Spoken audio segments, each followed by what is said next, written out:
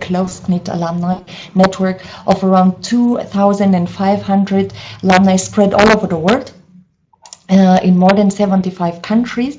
And we also have 3 different study locations. Our main study location, so our main campus, is in Leipzig, which is also where our full-time programs take part. So if you want to take part in our full-time MBA program, all courses will take place in Leipzig. And during the panel, I hope I will have the opportunity to tell you a little bit more about life in Leipzig and the city. And we also have another 2 study locations in Cologne and Munich for our part-time programs.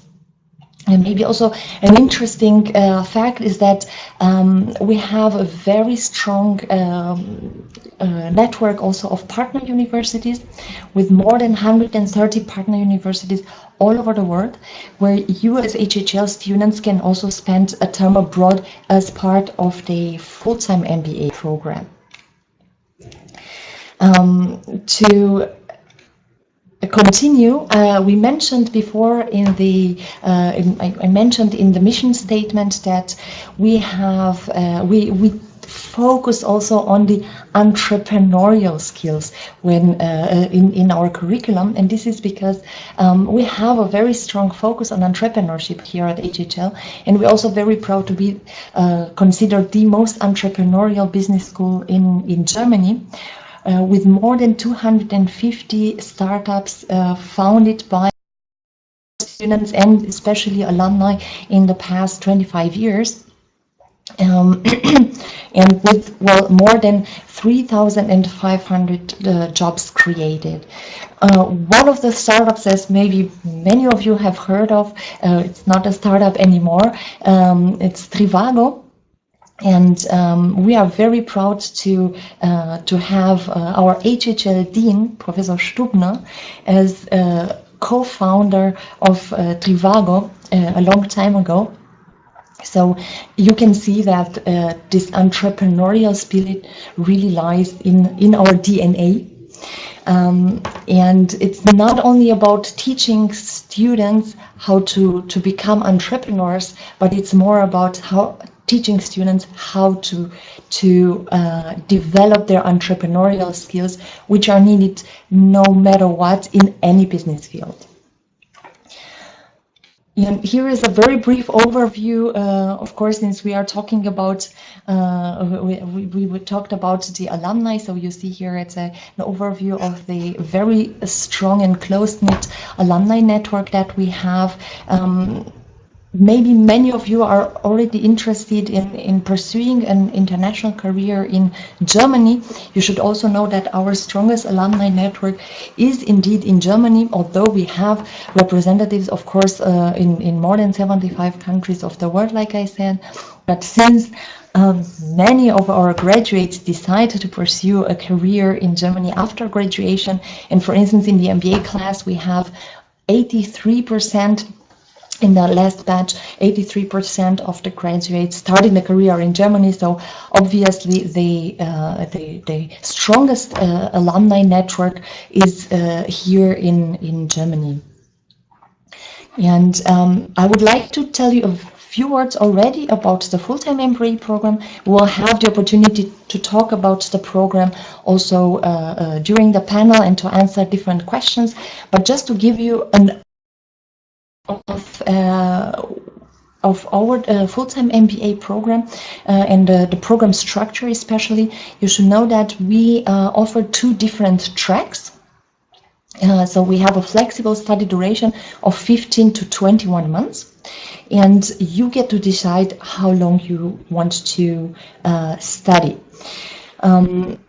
The class profile, so what you should expect in terms of class profile, we have around 50 to 60 students and a very high percentage of international students. So more than 90% students coming from more than 25 different countries. In the current class, we have 28 different countries represented.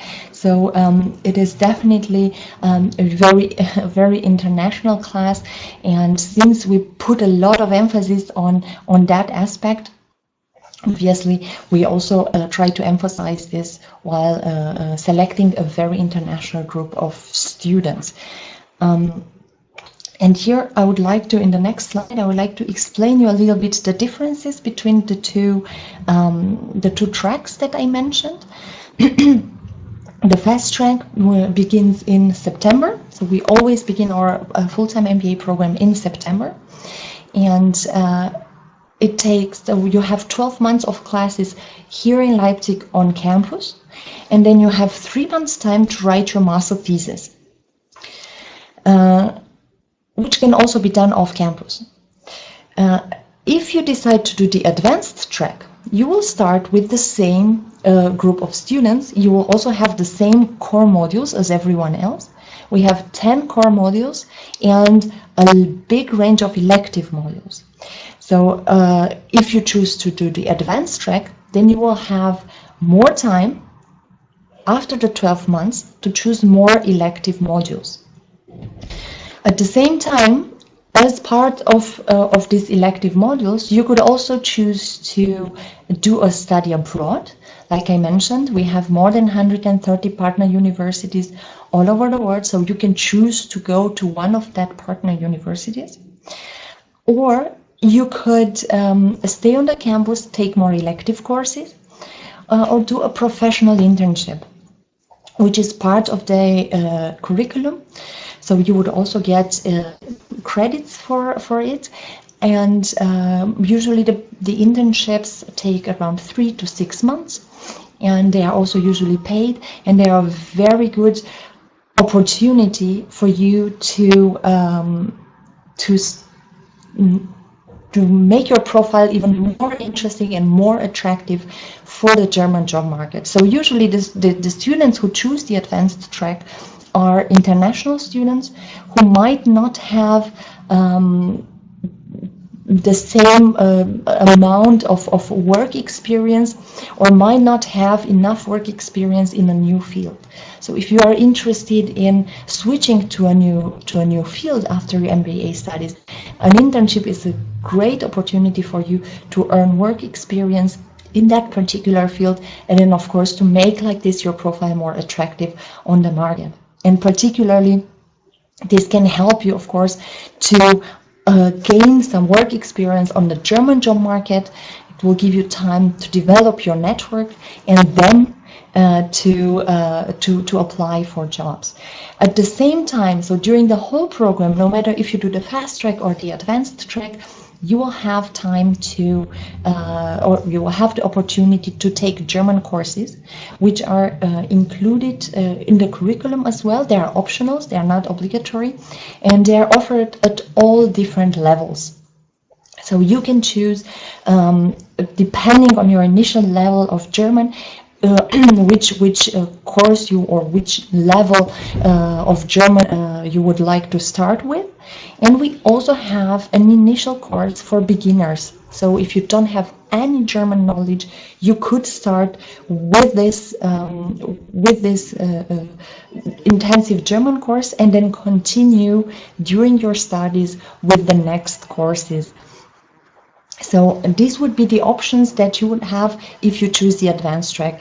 And to finalize, you should know that you don't need to choose if you want to do the fast track or the advanced track at the beginning of your studies or when you apply. You have time until the end of the first term to make your decision. And that is very important, because in the first term you have time to talk to our career department, you will also have your first contacts with recruiters, so you will have a better understanding of what to expect also after your MBA graduation, and then you can decide which of the tracks is more suitable for you and for your future career. And just as a last remark, you should also know that there is no difference in terms of costs between the fast track and the advanced track.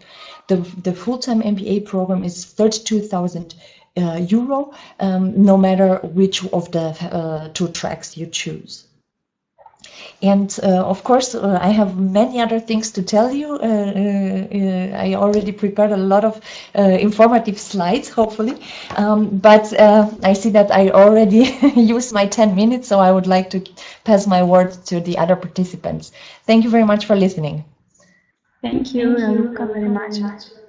And now it's time to talk to Federica from ESCP.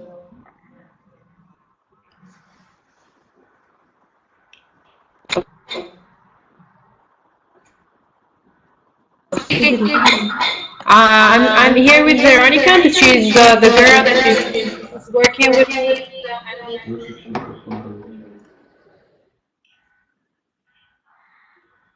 Sorry, but there's an echo there, so I don't know if I'm hearing to another mic.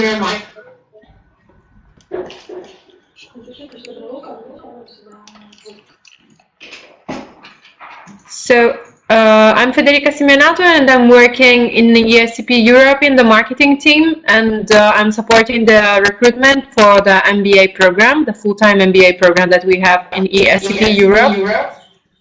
Actually, there's my colleague for the program management, MBA.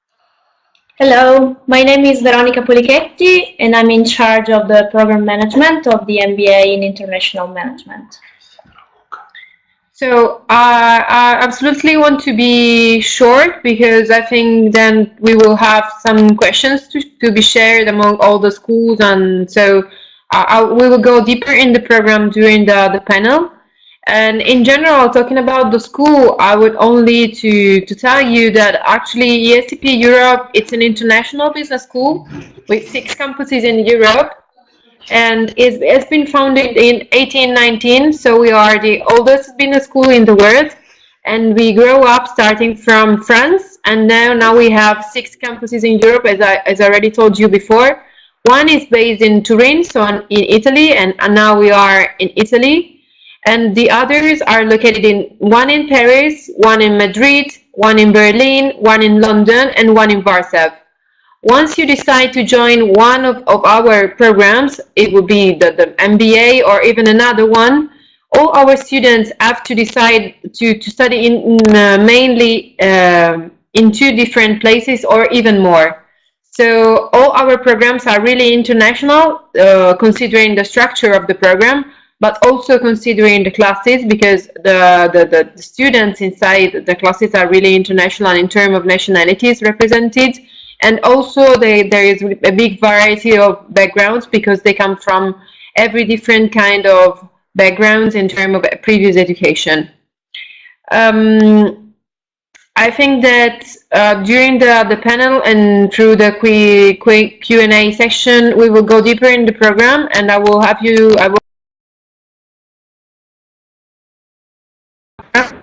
MBA program.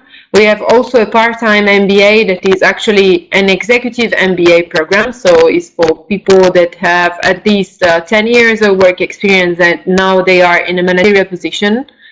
But we will go deeper in the full-time program, full-time MBA program.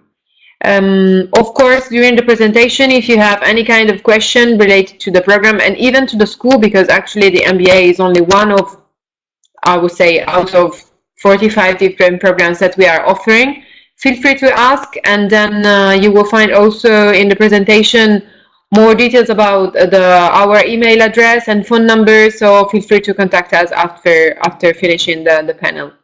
Thanks a lot. Thank you. Federica. Could you tell us about the admission requirements of your business school?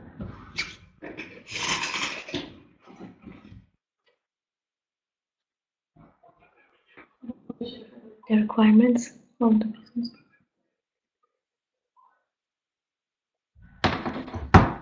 Who should start first?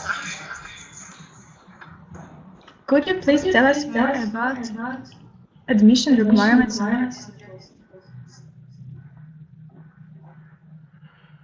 Yes, I can. Actually, you have to change the slide, because I don't have access as a speaker, but only as a participant. So if you can go forward, only one slide, it will be good.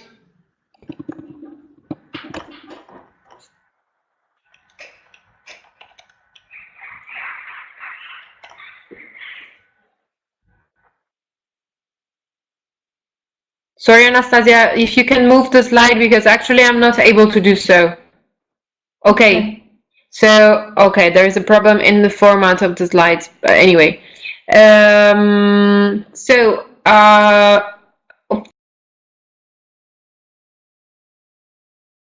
All the candidates to have a minimum bachelor degree or a master degree, and as a first requirement, and as a second, I would say main requirement, we ask for a minimum of 3 years work experience after finishing the education path.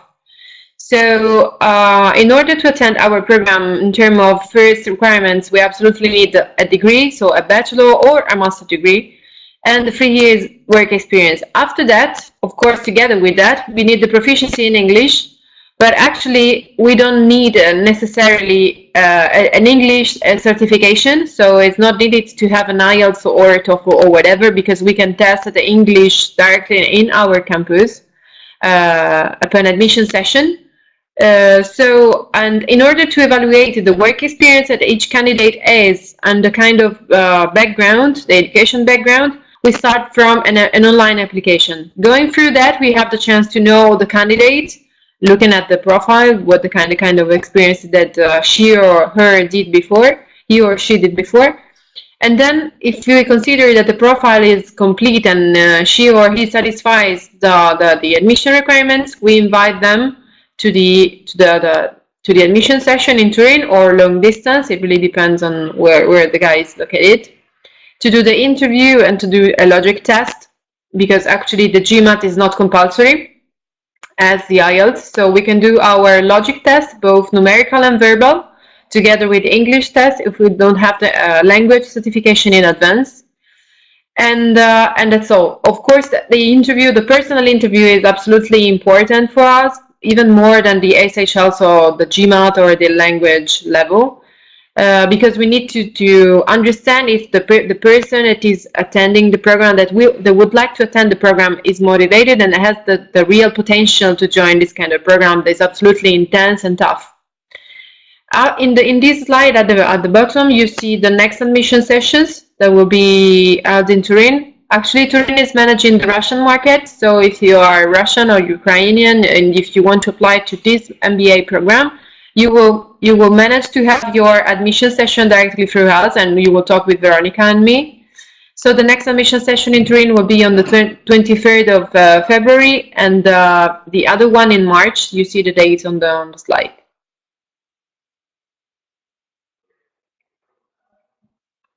Of course, if someone has the GMAT score, absolutely no problem to accept it. We recommend a minimum of 650 in order to consider the GMAT score instead of our logic test.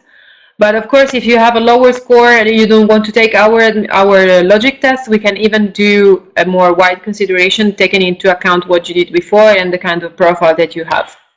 So for me, for this question, it's enough.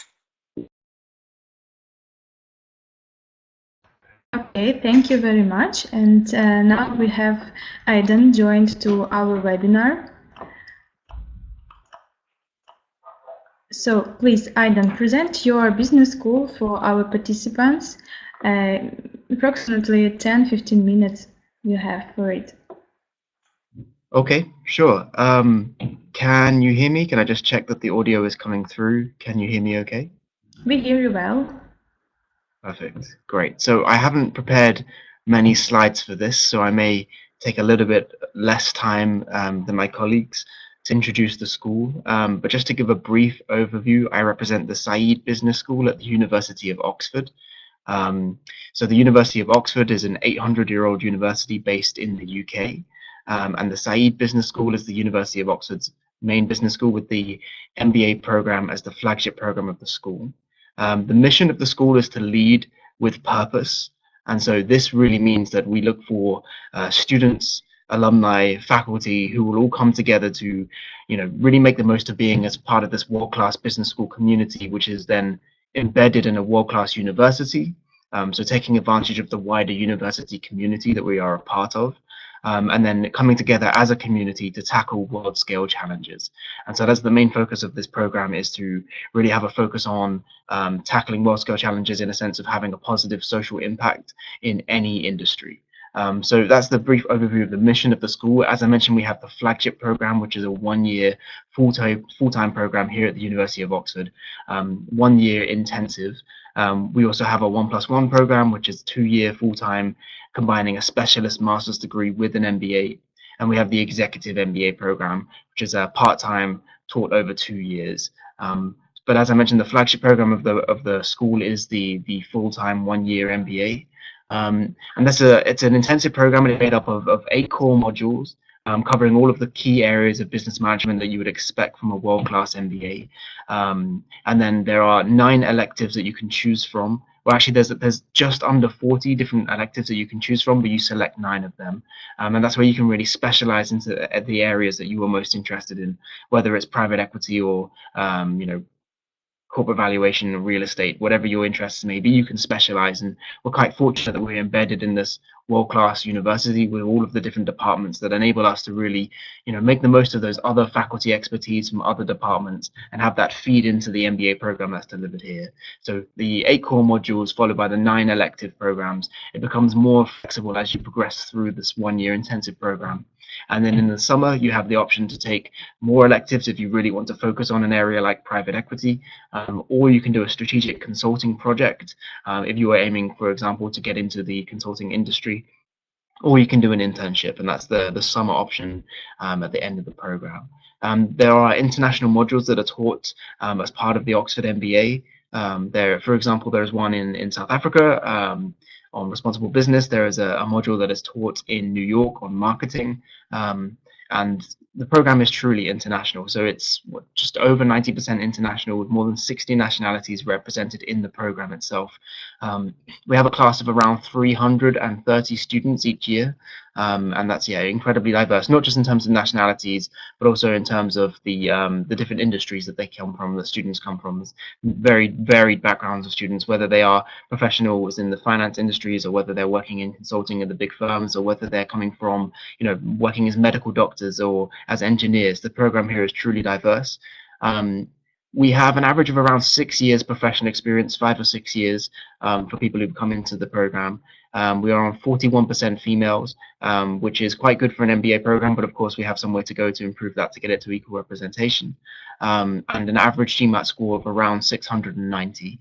So GMAT is a requirement for the Oxford MBA. It's a standard requirement for being admitted into the program.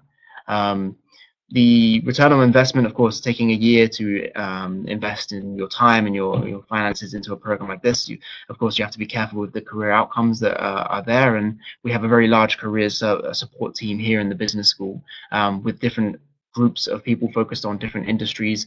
So we have a large team that are focused on the consulting industries, a team focused on finance, the diversified industries, and everything else, including entrepreneurship.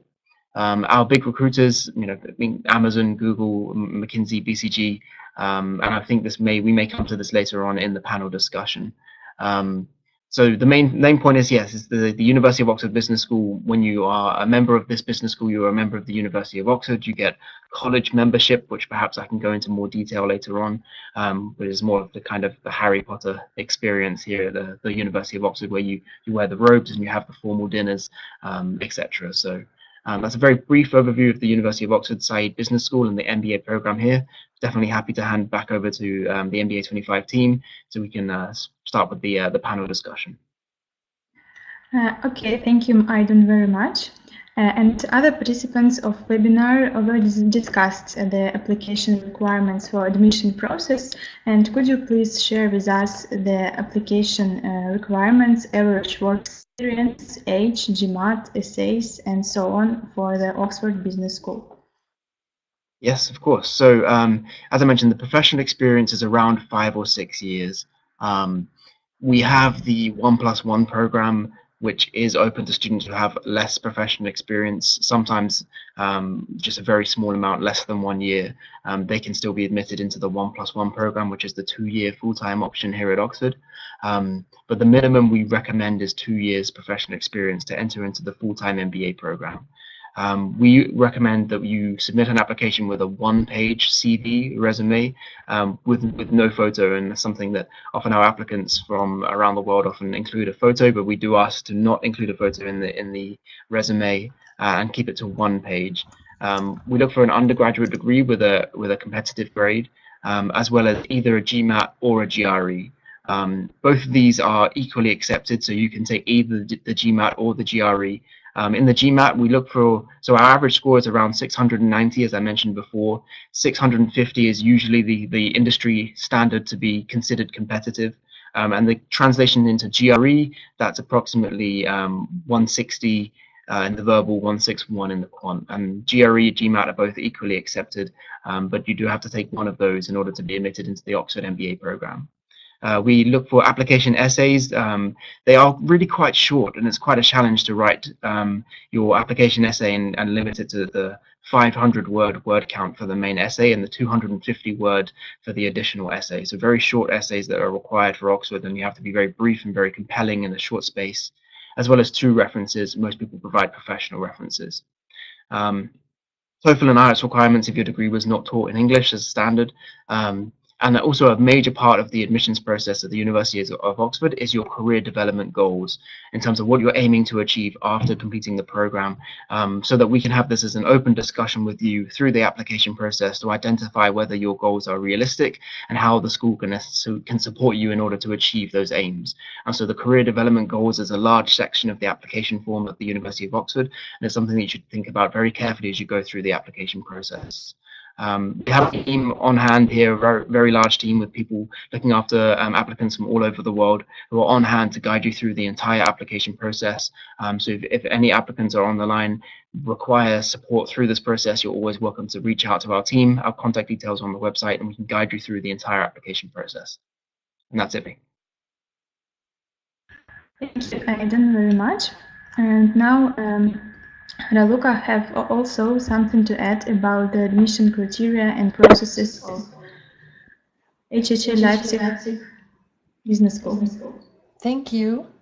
Thank you, Anastasia. So yes, also very briefly about the admission criteria for the full-time MBA program at HHL.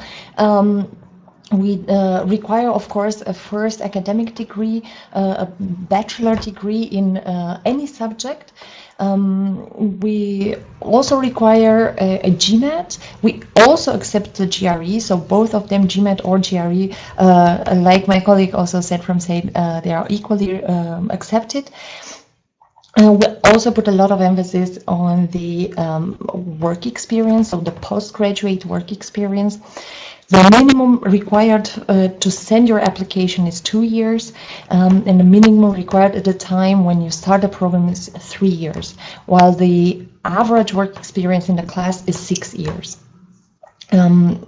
We, of course, since the program is in English, even though we are located in Germany, we also require excellent English skills, so you can provide us with either the TOEFL or the IELTS. Then you can also send, however, the English proficiency test score after you submitted your online application, because you will only anyway have a after the pre-selection, you will also have the conduct the interview with one of our HHL professors, and obviously the interview will also be conducted in English.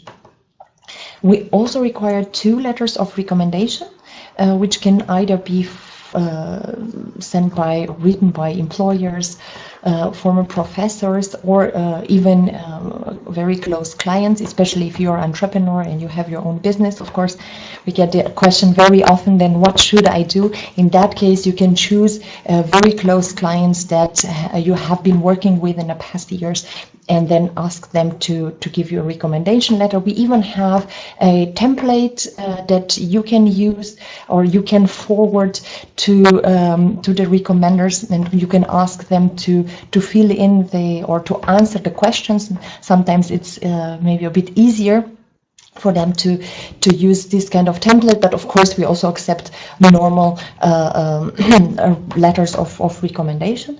And of course, very important, your part in the application process is the personal document, so the personal essay, also called letter of motivation, where we are interested in your motivation for the program. So why did you choose the MBA program at HHL? It should not be longer than 2 pages, or between 1 and 2 pages, but it should definitely state your career goals. So why do you want to pursue the MBA, and why did you choose the MBA at HHL to do that? And of course, apart from that, your CV is also important. And in the CV, you should definitely stress any kind of leadership experience, international experience that you have.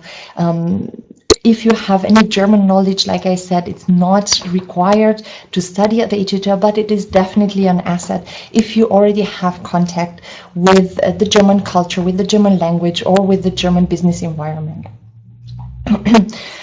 The application, of course, is online. We don't have any application fee, and you can start.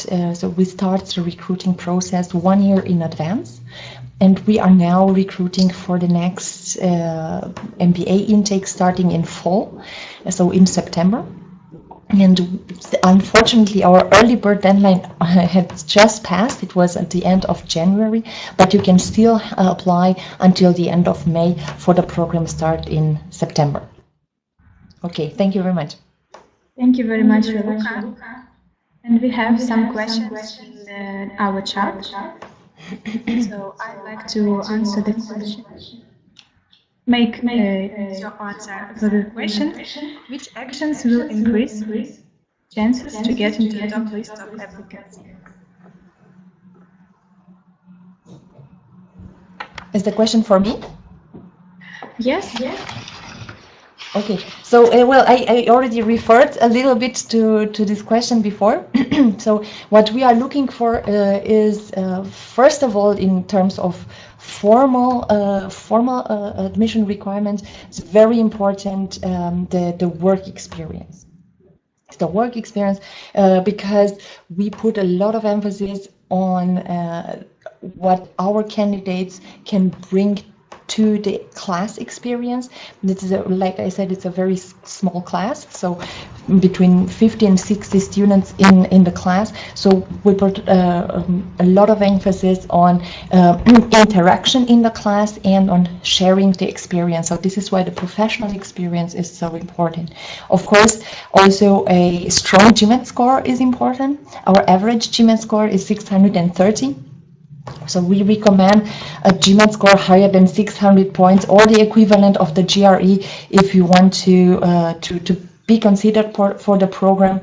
And besides the formal admission requirements, we are also looking for candidates who are very motivated to become part of the HHL community. Because as I also mentioned in the at the beginning in the introduction, we are a small business school, so we select very carefully our student body. And of course, the work experience, a strong GMAT, international experience, leadership experience, etc. All of this for sure be great assets in your application. But the most important part is the admissions interview, where you have the chance to convince the interviewer, so the interviewing professor, that you are a suitable candidate for our program. So that you are willing to go that extra mile, and that you are willing not only to be a passive participant, but to be a really active student. Because since the HHL community is quite small, and we have a lot of activities that you can join, we have a lot of student initiatives, and hopefully I will have the opportunity to tell you a little bit about it later on. So we want to make sure that you will be an engaged student from the very beginning, and this can only happen if you are really motivated to to become part of HHL because you feel very comfortable with the way that we are teaching management and business, and you want to be an active participant of our, or an active member of our community. Thank you very much, Veronica. So now I'd like to start our panel discussion with questions provided by MBA 25. And we will work as I will answer one question and you will shortly answer it with using of your presentation. Okay, the first question is about a general lifestyle of full-time student of your business school. Raluca, please. Okay. So yes, for that I prepared several slides to present you a little bit our very diverse HHL community. Here you have a very nice picture of our current MBA class. So I already revealed we have 60 students from 28 different countries, and you can see them here very happy at the beginning of their studies, so last September. You should know that the class, or the MBA class at HHL, is not only diverse in terms of internationality, but also in terms of academic profiles and professional backgrounds. So here you can see that we have well, around a third of the class has a business background, but the rest come from very different academic backgrounds. And here you can see also the world map with the countries represented in the current class. Why I wanted to start with this, because you should know that from the very beginning, when you arrive here at HHL, you will get to know you will get to know your classmates actually even before that, because we always open a WhatsApp group for the upcoming students, so that they can already network and get to know each other, and they know a little bit what to expect when they arrive in Leipzig.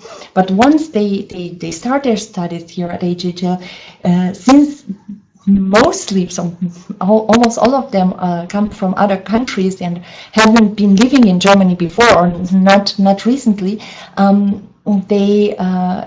they become really like a family, and they do a lot of things together. Of course, they start with the studying and the networking, but it goes beyond that. So we also try to engage the students, and we have, for instance, what I mentioned before, the student initiatives. So we try to engage them to participate in the student initiatives that they find most interesting. So of course, depending on their interests, we have TEDx, we have Accelerate at the HHL, we have the Venture Capital Club, the Energy Club.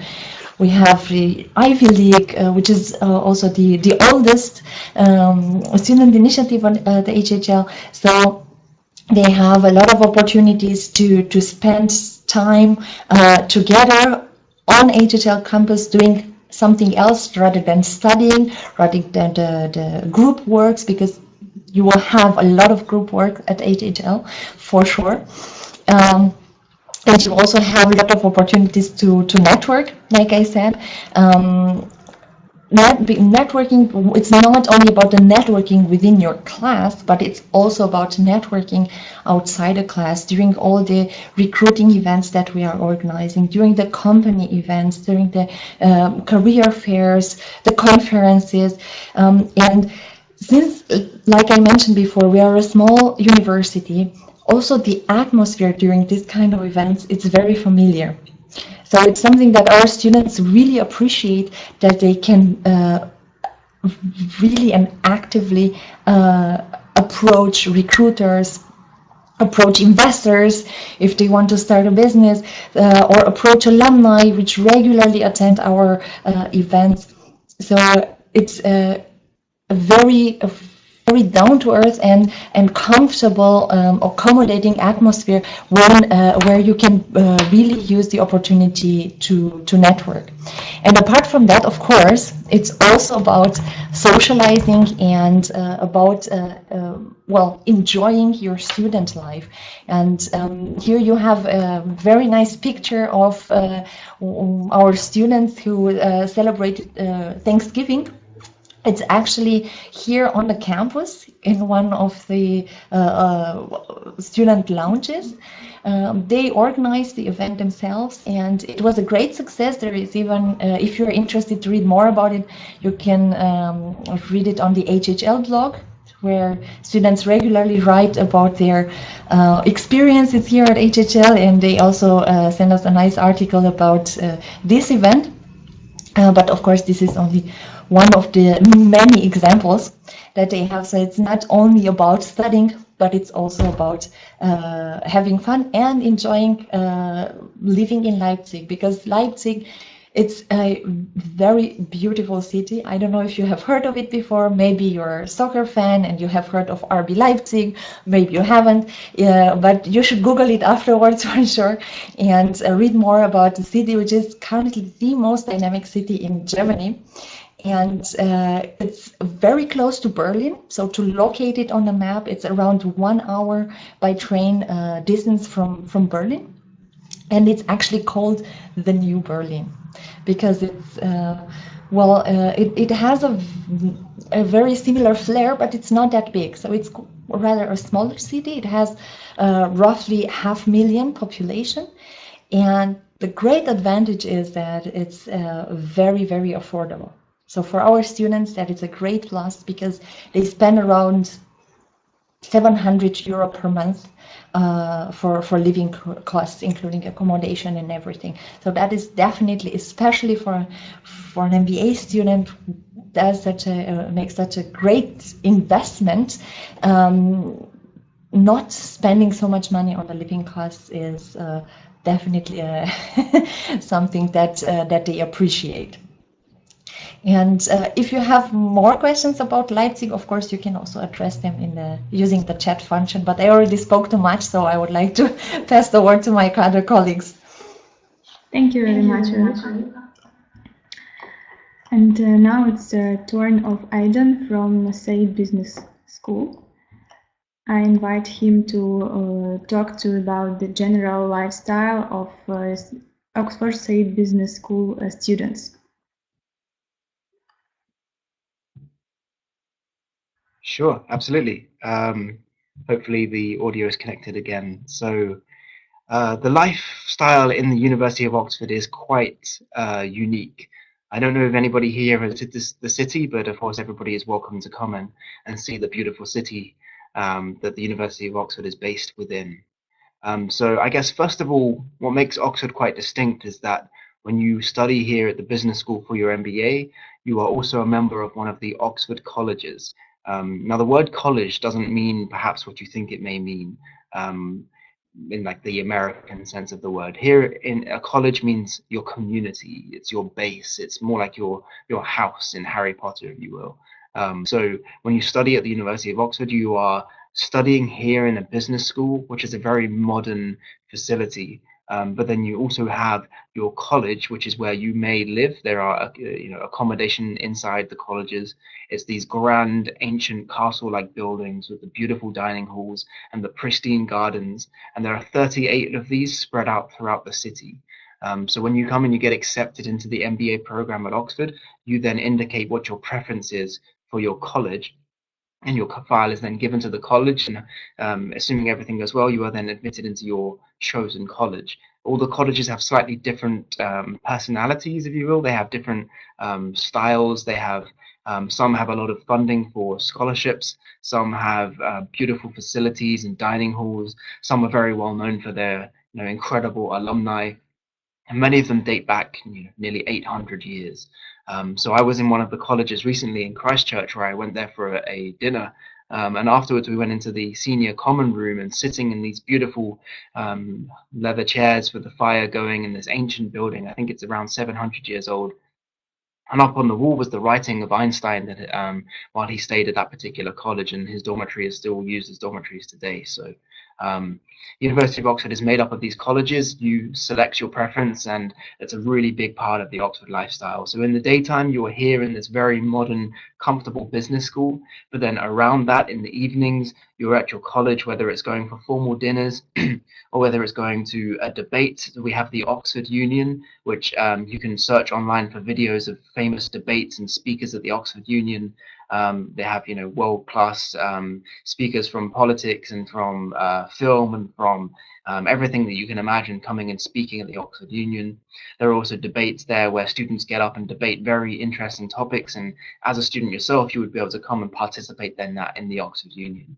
And of course, it's quite formal here at Oxford. There are quite a lot of strong traditions, such as wearing the correct clothing, the gowns and the tuxedos, and when you participate in many of these things, even for the formal dinners, if you go to a formal dinner in your college in the evening, then you're expected to wear the full gowns down to the right colors of the tie and the socks and everything. So there's the dinners. There's also the sports. Sporting is quite big here at the University of Oxford. You would be able to play for your for the business school or for your college or for the university in general, whichever sport that you're interested in. Rowing is quite a big deal here. There's obviously the Oxford-Cambridge rowing competition every year that is quite a big deal. And so for most MBA students, when they come here, they give rowing a go, even if they've never done it before.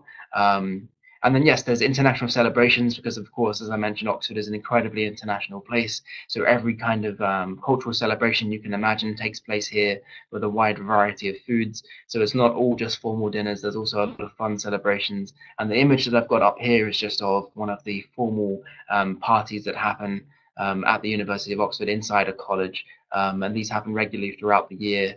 And it's really incredible because this really broadens your community outside of just a business bubble. You're not just with other business students studying an MBA. You're in your college and you're speaking to, you know, whether it's the future Prime Minister of the UK or whether it's, a particle physicist or someone who's studying something absolutely fascinating that you can then discuss and collaborate on. And so really take advantage of being as part of this wider world-class university community. And so the lifestyle it's full on. It's an intensive program here with so much to do that every evening there'll be 3 or 4 things that you wish you could do, and you have to choose just one. But it's an incredible year to spend here at Oxford, and I think that's all from me on the digital Oxford lifestyle.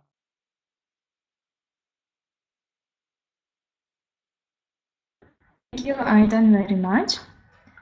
Now we switch on to Federica from ESCP Europe, who will also tell us about the students' lifestyle of ESCP Europe Business School.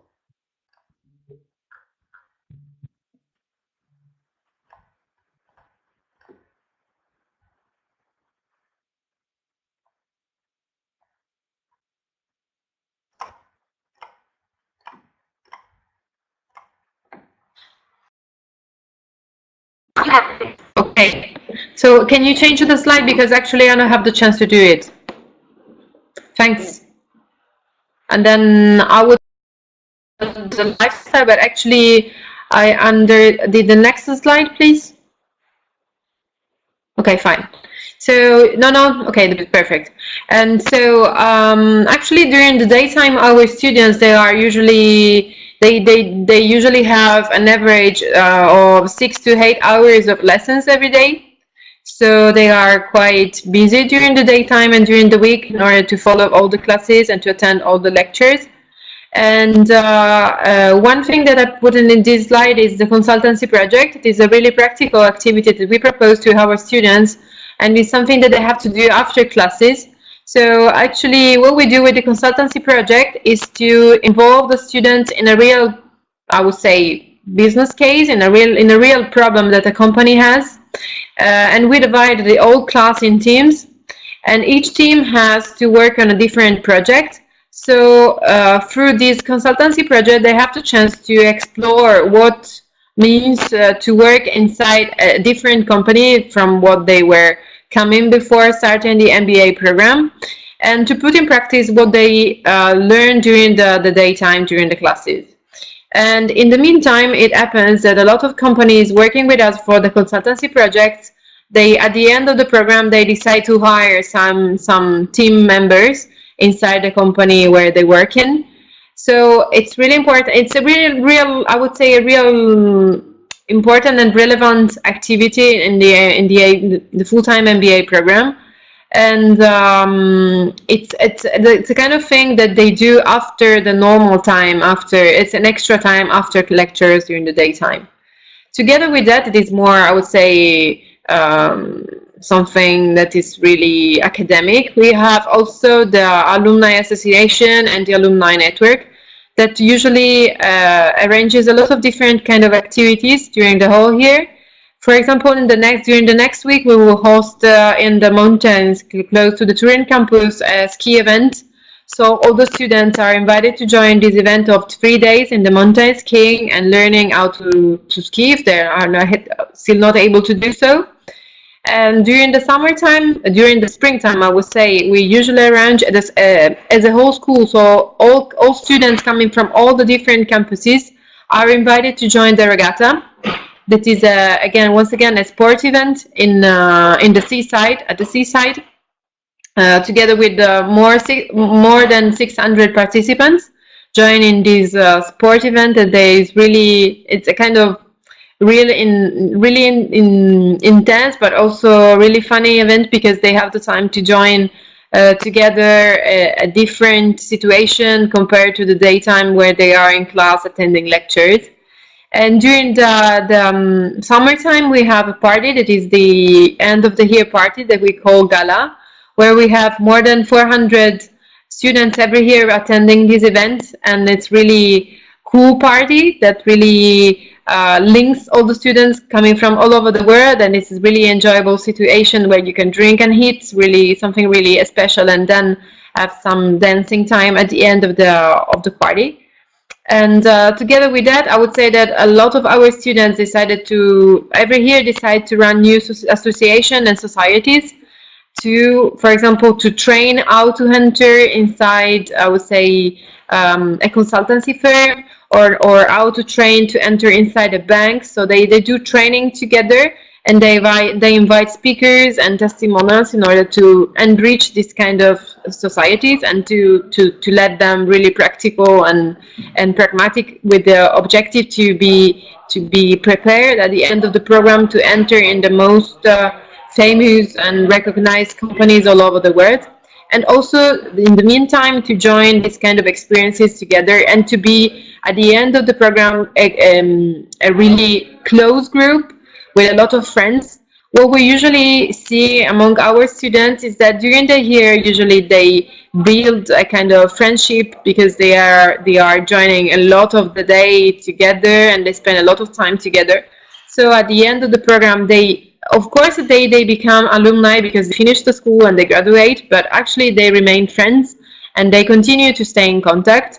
And a plus of our school, even if it's an international school, because we have 6 campuses in Europe, as I told you before, is that, and this kind of thing will be confirmed from our alumni that will join the seminar after, is that at the end of the program, even if they are spread all over Europe and the world, they want to remain in contact, and they continue enjoying the time together, and they continue to travel together all around the world. And it's to have a friend in the other part of the world, I would say in America or in Australia, it's not a matter, but it's an occasion. It's a chance for them to travel more and to visit them even on the other part of the world, and to continue to remain in contact. Thanks.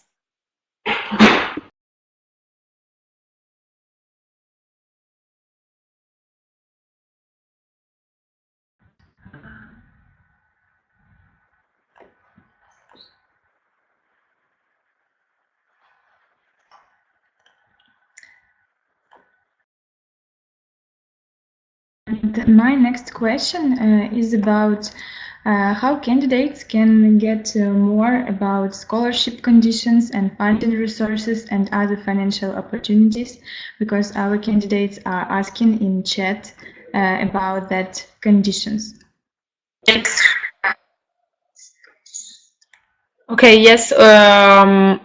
Probably in the next slide we will. In the next slides, after during the night we will find them. But actually, we have different kind of scholarships, and they are offered considering both the timing, so when you apply and when you are enrolling in the program, because we have some early bird discounts, and we have also some other scholarships based on the nationality, I would say. So in terms of diversity. So, for example, for Russian students, it's not that hard to get a scholarship to finance a part of the program.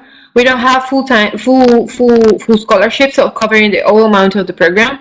And currently, the full-time MBA program costs 33,000 euro, and we have the early bird discount is 5K if the candidate decide to enroll in the program before the end of April.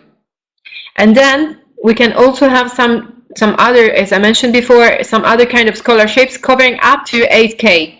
So the total amount in terms of scholarship that the single person can get is 8K euro. We are talking about euros. And then after, you will see the slide with all the details written. And then if you want to visit our website, for sure in the fees section you will find absolutely all the detail. And then once you start your application, we can even support you in understanding if you can have the profile to get the scholarship upon admission or after admission, because we have this distinction. Thank you very much, Raluca. And now I'd like to ask Aidan from Oxford Saïd Business School to tell us more about the scholarship conditions for the candidates.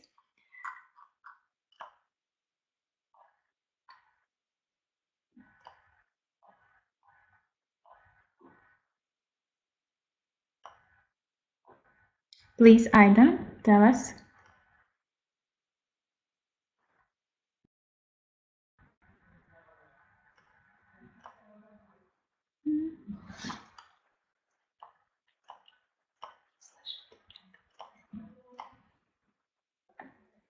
One second.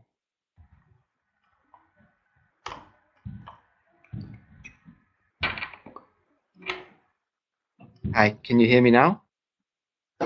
Yes. Can you hear me okay? Yes? Okay, great.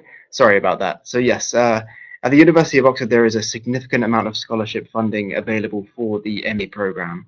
Last year, I believe we gave out approximately £1.2 million of scholarship funding to the MBA program. So there is a significant amount of scholarship funding available. All of the scholarships that are allocated through the school are merit-based, so they're not needs-based. They're based on the quality of your application, which means everything is taken into account. For example, your undergraduate grade, your GMAT or GRE score, your professional experience, and most importantly, your performance in the MBA interview. The scholarships range, so they can cover the entire course fee plus living expenses.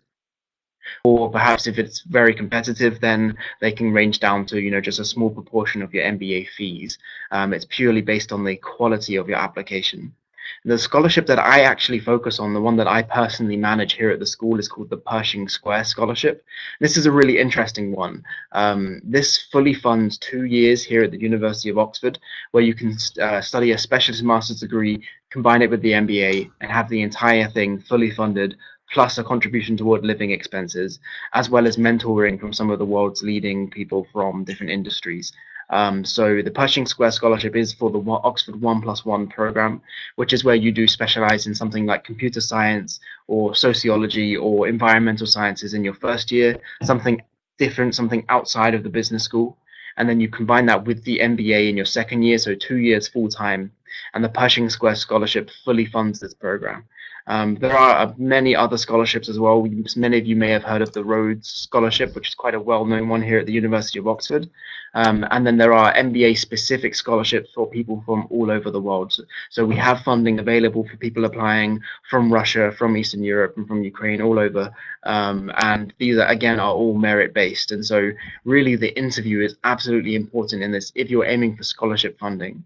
Another key point to mention is that applying early helps with the scholarship selection, because they are not reserved for people in the later stages. Although we do often still have scholarships available in most of our stages, our application deadlines, if you want to have the best chance of securing a significant scholarship, it's usually best to apply as early as possible. So our first application stage each year is in September, and so it's well worth aiming for the first application deadline if scholarships are essential for you. But as I said, we offered around approximately £1.2 million worth of scholarships last year. More than 60 students have significant scholarships here in the MBA program, so there's a lot of funding available. And I wouldn't want you to think that it's unrealistic for you, because of all of the applicants that I speak with, whether I'm doing an information session in Moscow or wherever it is around the world, people often think, oh yeah, that's great, but you know, I'm not capable of getting a scholarship at Oxford. But really, it is a possibility if you're able to put in a competitive application, spend some time, get a good score in the GMAT or the GRE, perform well in the interview, then it is very much an option for you, very much an opportunity that you could grab with both hands. And so don't allow the cost of studying for an MBA to be a barrier. Be aware that there are a significant amount of scholarship funding available. Thanks, that's all from me. Thank you very much, Aidan. And now please, Raluca, tell us more about the scholarship offers of HHL Leipzig Graduate School. Yes, thank you. Let me get to the slide.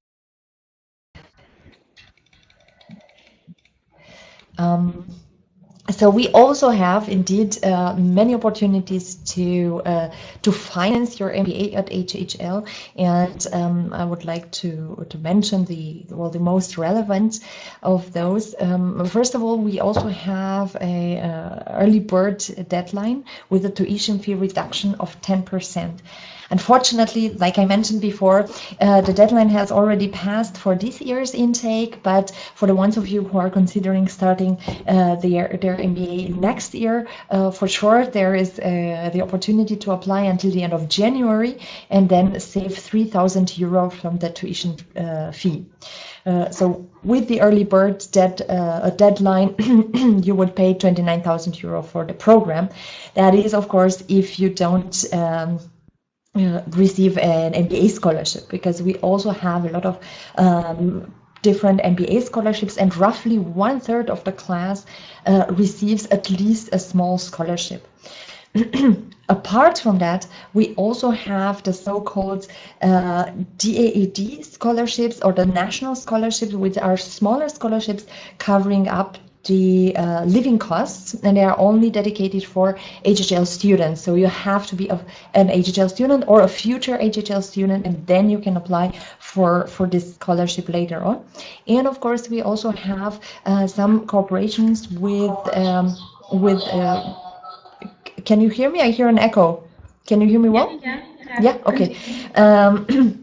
And another option, it would be for you to apply for an educational loan. So we have a couple of cooperations, for instance, with the German local bank, Sparkasse. However, for that you would need the EU citizenship. So that is only limited to the EU citizens. But let me tell you a little bit more about the current scholarship offers that we have. So I'm talking about the MBA scholarships now. We also have merit-based scholarships. So we focus on the quality of your application, and since we have a rolling admission, so we don't have admission dates, we operate on a rolling admission basis, and we also give the scholarships in the same rhythm. Of course, the sooner you apply, the higher are your chances of being granted with a scholarship. And as you can see here on the slide, we have several scholarship programs that you can choose from, such as the Young Leadership Scholarship Program, the Scholarship for Women in Business, which is for sure very helpful. So for the female candidates or participants today, it's definitely a program that I strongly recommend you apply for, because we also have well, other funding opportunities for this scholarship, and for sure it also helped us to increase the percentage of female students in our MBA class, and we currently have 40% female representatives. Usually we had around 30, so it is definitely a difference. And of course we are also striving to the equal 50-50, so hopefully this will be the case in the years to come. And another scholarship program that is for sure very relevant for most of our participants is the regional program, the Eastern Europe. So I assume that many of you, based on your nationality, would be eligible for this scholarship. And what you can expect, usually these scholarships, they come in terms of a tuition fee reduction of 10, and it could go up to 30% tuition fee reduction, so roughly 10,000 euro. That would be the maximum scholarship amount. And you have here also the link where you can read more about the scholarship options. Keep in mind that, again, that the scholarships are merit-based, so for sure you have to be better than the average candidate. That means a higher GPA, it means substantial work experience and very good career achievements, and of course also the GMAT plays an important role. It definitely needs to be higher than the average, 630, and recommendable is, however, GMAT higher than 650 in order to be considered for the scholarships. And regarding the smaller scholarships that I mentioned before, so the DAAD and the national scholarships, they cover between 250 euro and up to 750 euro per month in the first term of your studies, and then you will have to reapply. If you are a future HHL student, we don't count your GPA in the evaluation, so you apply based on your GMAT score, for instance. But once you become an HHL student and you reapply, we will also have a look at your GPA here at HHL. But for now, for you, you should keep in mind that, again, a higher GMAT score increases your chances of obtaining also this scholarship, which can definitely be very helpful, especially since I mentioned that the living costs here in Leipzig are not so high. So you could definitely have a very big benefit from also from this DAAD scholarship. Okay, that's it from my side. Thank you very much. My next question will be to Federica and ESCP 0. Next question is about top. Next question is about top K MBA employment and top graduates recruiters of ESCP Europe Business School for your students. Yes, once again, I don't have the control on the slides, so I need your help. And then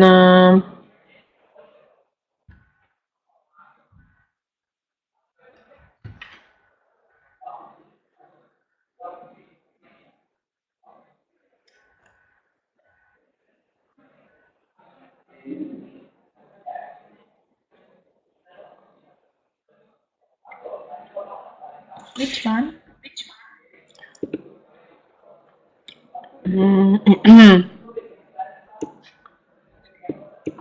7. Okay, fine.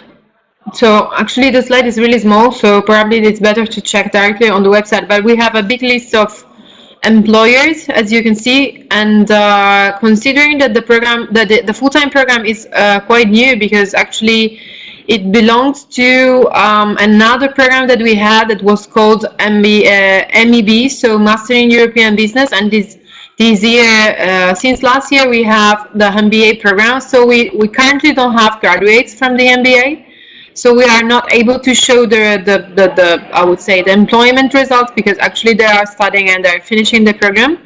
So we will do it after the next summer.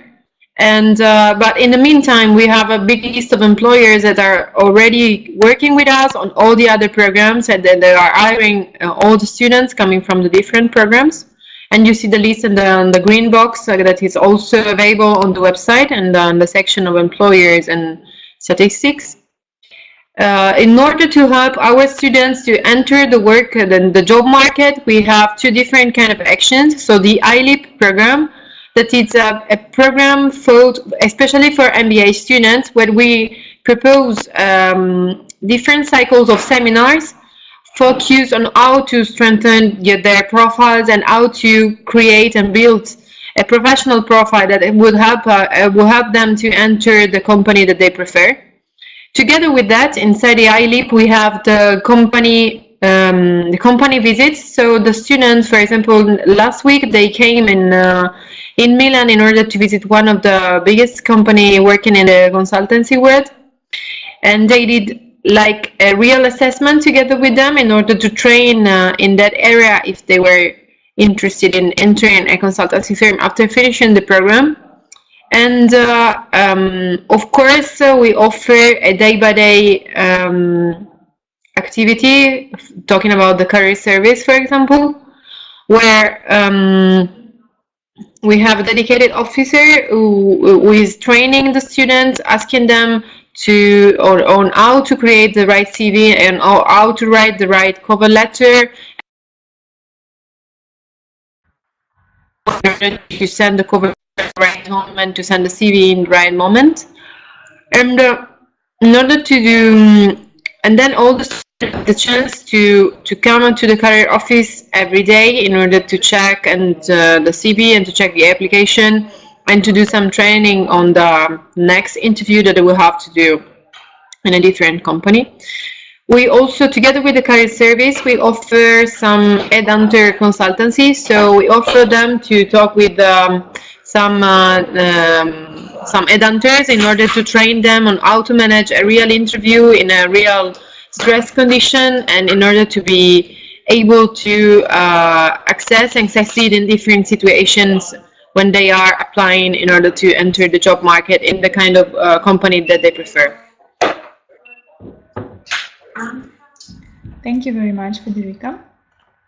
And Aylan, share with us, please, the key recruiters of students of Oxford Saïd Business School.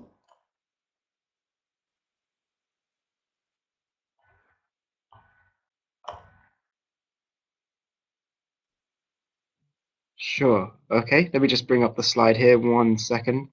Here we go. Hopefully you can all hear me again. Okay, yes, so we have a careers report that is published each year. You can find the most recent one on our website, which lists our top employers and a lot of around the career success that our alumni have had from each program. The statistics that I mentioned here is from our recent class from the FT MBA rankings. And so I just mentioned here that our average alumni salary is 146,000 US dollars. This is in US dollars.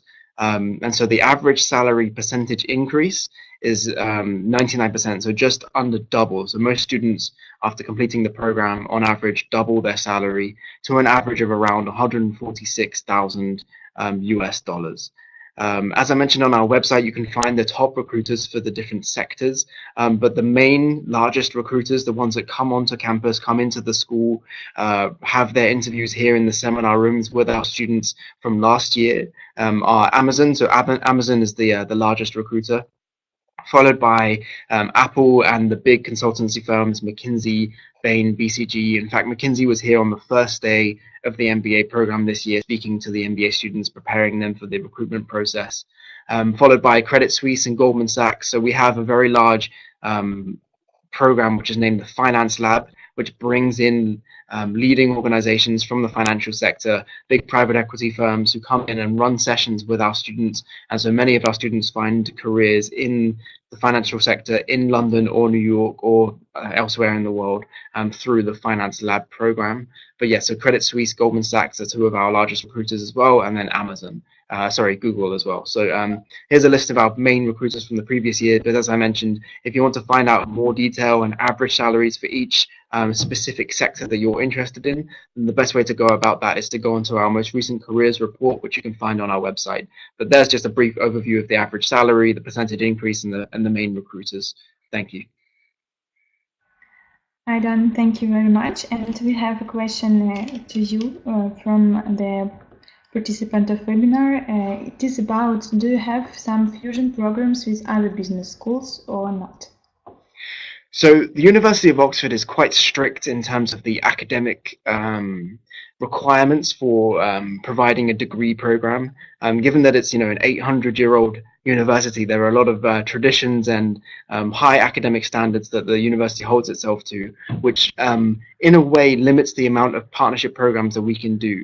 That being said, we do have overseas electives, which to get around this rule are often taught by or in collaboration with professors from the university and partners at other institutions. But the actual degree courses are all delivered by the University of Oxford. We are part of a global network of business schools, and so we are developing more and more collaborations. And for things that are extracurricular, whether it's finance lab and you're looking to participate in the private equity challenge, then this is done with the Chicago Booth Business School, and we have big programs on things like family businesses that are run between Oxford, Harvard, and Peking in China. So we do have collaborations with universities around the world, but in terms of the actual academic studies, that is done in the University of Oxford. Thank you. And another question from Dmitry. What is the score of Oxford Business School in top 100 business schools?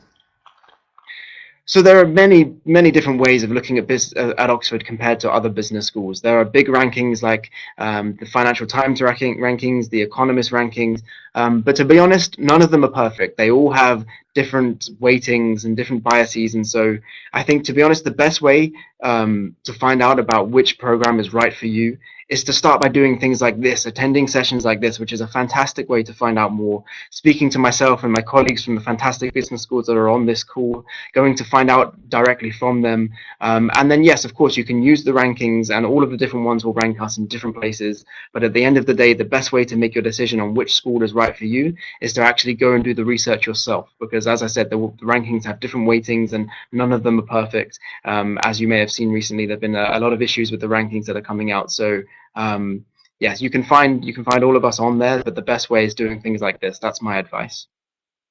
Thank you, Aidan, very much, and we really appreciate your participation in such event from the whole MBA 25 team. Okay, the same question to Raluca about top employers and recruiters for HHL Leipzig Graduate School of Business. Yes. Thank you very much, Anastasia. Let me also get to the slides. So before I get to the recruiters, I would like to talk.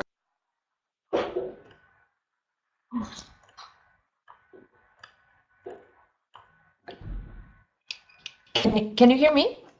Yes, now, yes. Okay, sorry about that. So before I get to tell you about the top recruiters at the HHL, I would like to give you a very brief overview of the way that our career development department works with our students to help them develop a successful career after graduation. So you see here that we have a very high employment rate, 95% within 3 months upon graduation. And that is because from the very beginning of your studies, and actually even after your or already after your admission, you will get in touch with our career department, and they will guide you step by step using this 7, you have here the 7 successful steps towards to a top career. And mainly the focus of their activity is on the personal career development and coaching. Of course, they are organizing several workshops, they are organizing recruiting events, company excursions, we have different personality tests. They also offer a competency coaching program. That is something that our students can apply during their studies at HHL, and they can do as an extracurricular activity. But the main focus on their of their activity is on the individual career coaching and development. So this is why they always try to identify the career path that the student wants to choose. It means that we have a very high percentage of career switchers, because during our workshops and our different coaching activities, many students, and of course, while getting all this input during their studies, many students decide to try new fields. So roughly 50% of our graduates change either their industry or their position.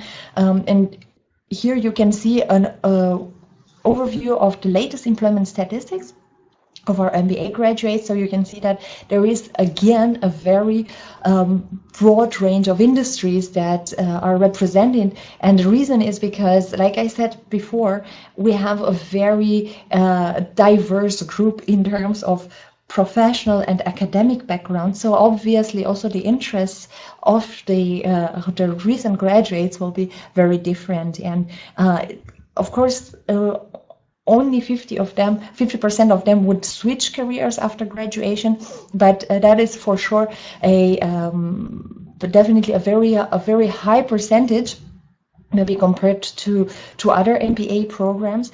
And you can also see here some statistics about the average salary increase and the average starting salary. So we are talking about, in case you are comparing it with the results in the FT rankings, of course the salary is much higher, because we are talking about alumni who graduated 3 years ago, and this is the average starting salary right after graduation, and the end salary increase right after graduation. There are a few other numbers and statistics. If you're interested, you can download our employment report from our website, and then you can find out more about it. But now let's get to the recruiters. So here you have a selection of companies that recruit here directly on campus. So I mentioned before that we organize recruiting events on campus, and they take place usually in the fall term, so at the beginning of your studies, and in the spring term, so after more or less after the holiday season. And this is only an overview of the recruiters that regularly come and recruit on our campus. So you see here we have Amazon, we also have McKinsey, BCG, Accenture, Bain, DHL. So it's a very, again, a very big mix of companies that are visiting us and are talking to our students. During this recruiting season, we or our career development department organizes around 1 or sometimes even 2 recruiting events per week. So for sure, it's definitely a very busy time for our students, because after the classes and after their German courses, which are almost all of them taking, they also have the opportunity to attend this kind of events that are developed differently. So sometimes there are presentations, sometimes there are workshops, sometimes there are dinners. So the companies try to be also a bit creative and to find out ways also to make their companies also attractive, and to have a better opportunity for networking, because as we know, that is for sure the most important thing during this kind of events. And I would also like to mention here a few examples, so a selection of alumni working in cooperation. One of the candidates also asked me if I can give examples of, well, very successful alumni, and I didn't answer the question because I wanted to wait for this slide. So you see here, it's only, of course, a selection, only a few examples of very successful alumni without using any names. But I think that this is definitely a good overview and hopefully it also answers your question. And finally, I would also like to show you here a list of other recruiting companies that are regularly recruiting our graduates. So you see again a very big diversity of industries, of course. But because you should know that, of course, we don't have the capacity to invite all companies to visit us here on the campus, but of course we have an online digital tool that is available only exclusively for our HHL students and alumni, of course, as well.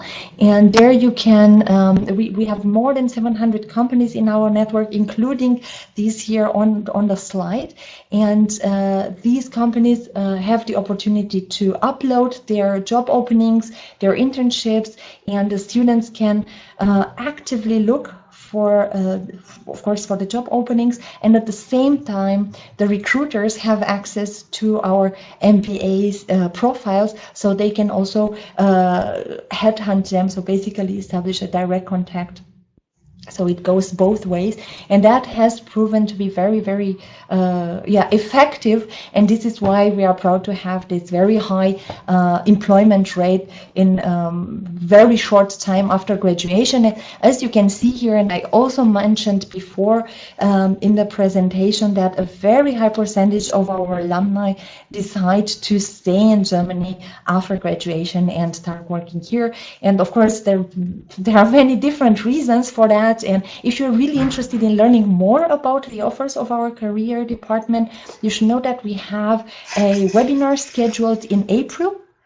And you can also register on our website and participate in that webinar. And Ms. Berman, the director of our career department, will give you more information about their offers, and of course they can also answer more concrete questions about the career opportunities.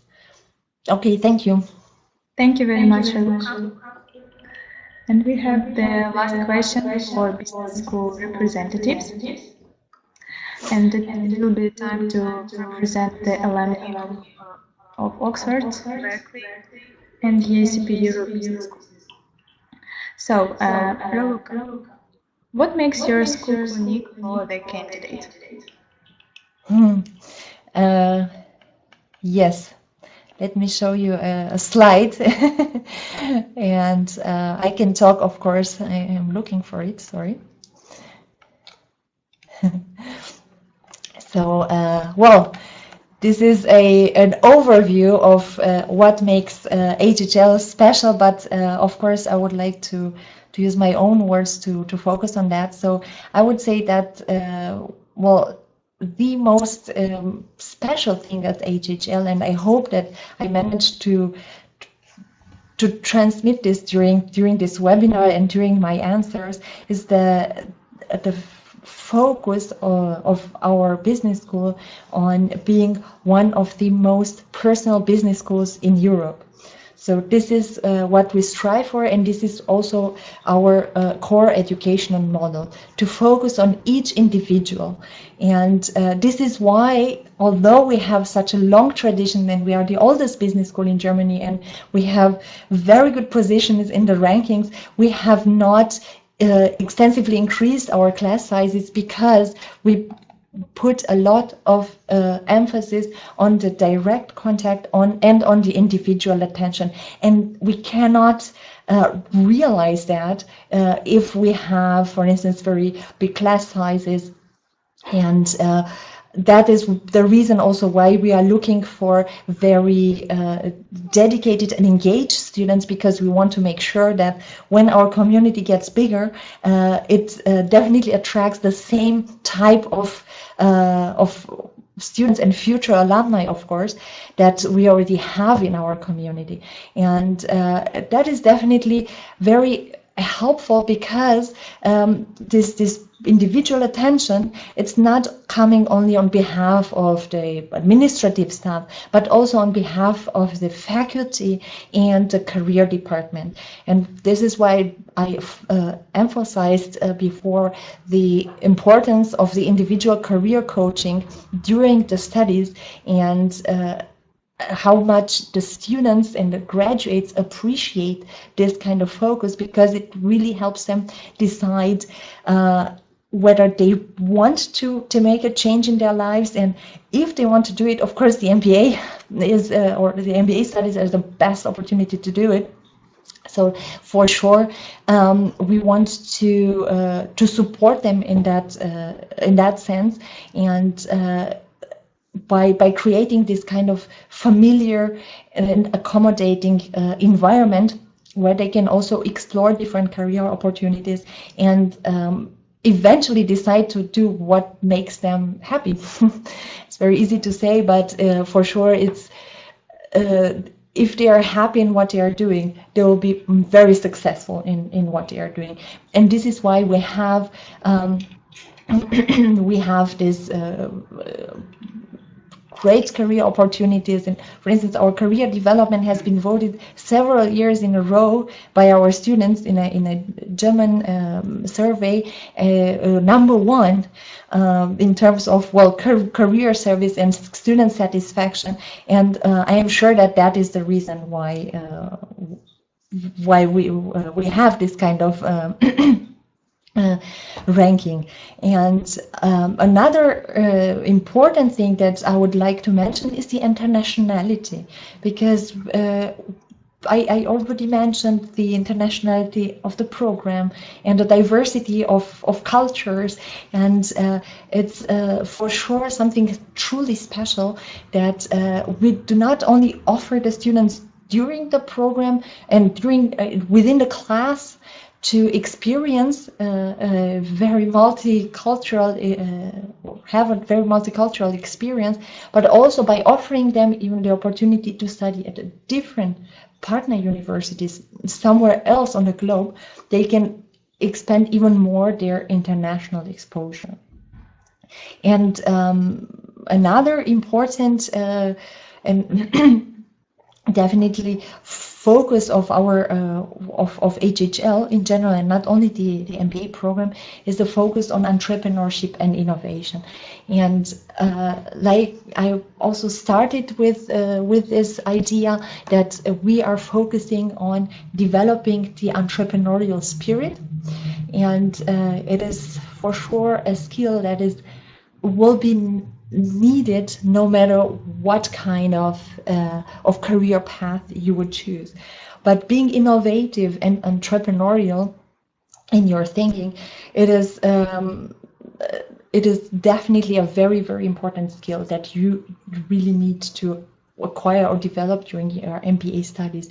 And since we have such a long expertise and such a long tradition of, well, alumni who started their startups, and a strong network of alumni, of entrepreneurs, of course, that you can really have and benefit from this kind of network yourself. Well, I would say, all in all, that is what I wanted to sum up and to give you to think about. And of course, I hope that you will do more research about the program online, and you will find more interesting things about HHL while doing this research. But for sure, I hope that this was helpful and also made you curious to find out more. Thank you very much, Veronica, for the fantastic presentation of HHL Leipzig Graduate School. Wish you good candidates and a successful year. Thank you very much. Here, just a second, I wanted to show my contact details. So for Sure. the ones of you who haven't been in touch yet, please just contact me via email, or you can also visit the website and fill in the contact form, and I will also get back at you as soon as possible. It was a pleasure being here, and thank you for all the questions. Thank you. Aidan, please share with us how Oxford Business School is unique for a candidate. Sure, be happy to. So, how is the University of Oxford Saïd Business School unique? So any world-class business school will provide an MBA that will improve your career. I think in general, the stats from all of the business schools and the ones you've heard from today show that an MBA has a true value in terms of developing your career. So you're doing the right thing being on a call like this and finding out more about these programs. The University of Oxford, of course, is a well-known global university with specialization in all of the different subject areas outside of just the business school. And I think that's one point that makes Oxford really unique, is the fact that this business school is embedded in this wider university. And when you are a student at the business school here in the MBA, you are a student of the University of Oxford. This means you have college membership. This means that you are mixing with students who are the best in their field from all of the other different departments. And it enables you to broaden your mind and develop expertise and understanding in subjects that you never would have expected to learn while doing an MBA. The weight of history in this prestigious institution pushes you forwards in order to be successful in your career, but also to have a positive impact on the world. And the University of Oxford has a long tradition of producing global leaders. You know, back when it was first founded 800 years ago, producing, leaders in religious thought and religious thinkers, which is really the history of the university, moving into the age of the nation state, where even the current prime minister is a graduate of the university, and many of the former prime ministers and presidents have studied here at the university. And now what we're finding is more and more that the private sector business leaders are taking on a responsibility for guiding and shaping society in order to have a positive social impact. That is the responsibility of business leaders in the world that we now live in. You see some of the size of the organizations around the world. They are larger than many countries' military forces. It's an incredibly important role that business leaders play in shaping society, and so that's why this 800-year-old university created this modern business school in order to create leaders for the future. And coming to the University of Oxford, the saying, the cliche, I guess, is that you come and Oxford is not a place, it's a conversation. And so you join this collaborative environment where you're sharing your discussions over dinner with people from all of these different backgrounds, with the aim of developing yourself, challenging yourself, and then going on to have a positive impact in the world as a leader. And so that's the mission of the school, and that's quite unique here in Oxford with the college system, with the wider university. And so that's what really makes this MBA distinct. But as I mentioned at the start, all MBAs that you'll hear from today and the many MBAs around the world will have a positive impact in your career. And it's a great thing that you are currently in this position, attending this session and starting your journey towards a top-class MBA. So thanks, that's all from me.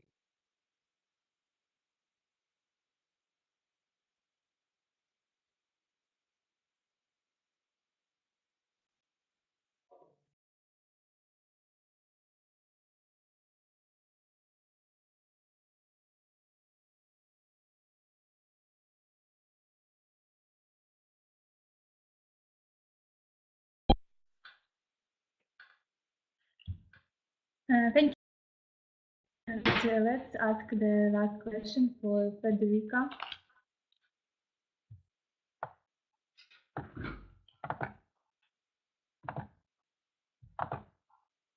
Federica, tell us please, what makes your business school unique for the candidates and potential students? Yes, sorry, but the audio was off. And then you can go to the 11th slide, so the slide number 11. But actually, what really makes the school and even the program different is that we are an international business school with 6 campuses that really are not 6 different schools working together, but only one school spread all over Europe that allows all the students to see the result of their MBA, because they have the chance to test and to enter different kind of companies spread not only Europe but also all over the world. And so the main figure that really characterizes our school is the fact that we have 6 campuses all over Europe and even more than 100 academic alliances all over the world.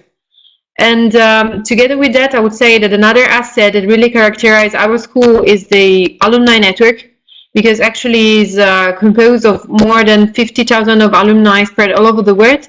and it allows us to have a real network, really active network, because once you enter the school and you finish a program, you are really able to stay in contact with all your fellows, but also with the alumni that did the program before, and they are really, really available and really happy to answer all your answers and to help you with growing during the track and even after, and give you advices on your career. So of course the MBA is the tool that you will use in order to enhance your career and to boost it and to have a higher salary.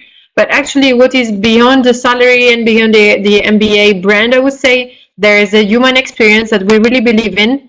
So once you enter the school, you are not only investing on the brand and the fact that you're doing an MBA as a brand, but you are investing your time as a person. And we really value we really believe in the value of the single person and the single person linked to the other people joining the school. So once you enter ESCP Europe, you are not entering only a school, but you're entering a community that will help you in all the different directions that you would like to follow during the program, after finishing the program. So we have students coming from all over the world that stay in contact, that they are really happy, even if they are Asian, or I would say coming from Latin America, they are really, really happy to join the school, to be in the school, because they feel like they are at home, even if they are moving twice during the year of study, even if they are knowing thousands of people, they feel like, okay, I'm at home because I'm sharing values with people like me that want to learn more and to grow in their career path. So the thing that makes this together with the people joining the school, so the human experience that is under and embed in the program. Thanks. Thank you very much.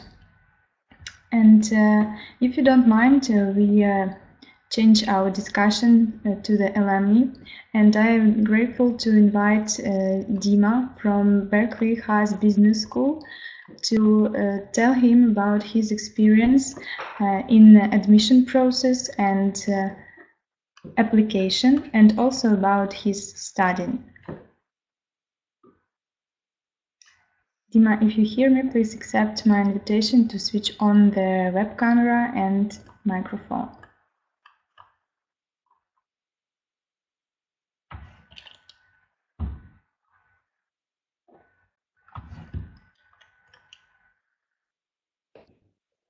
Hi. Hello, can you hear me? Yes, yes. Cool. So Dima, please tell us about the process of application to Berkeley Haas Business School, and how many schools did you apply to, and how did you choose the particular business school for studying? Cool.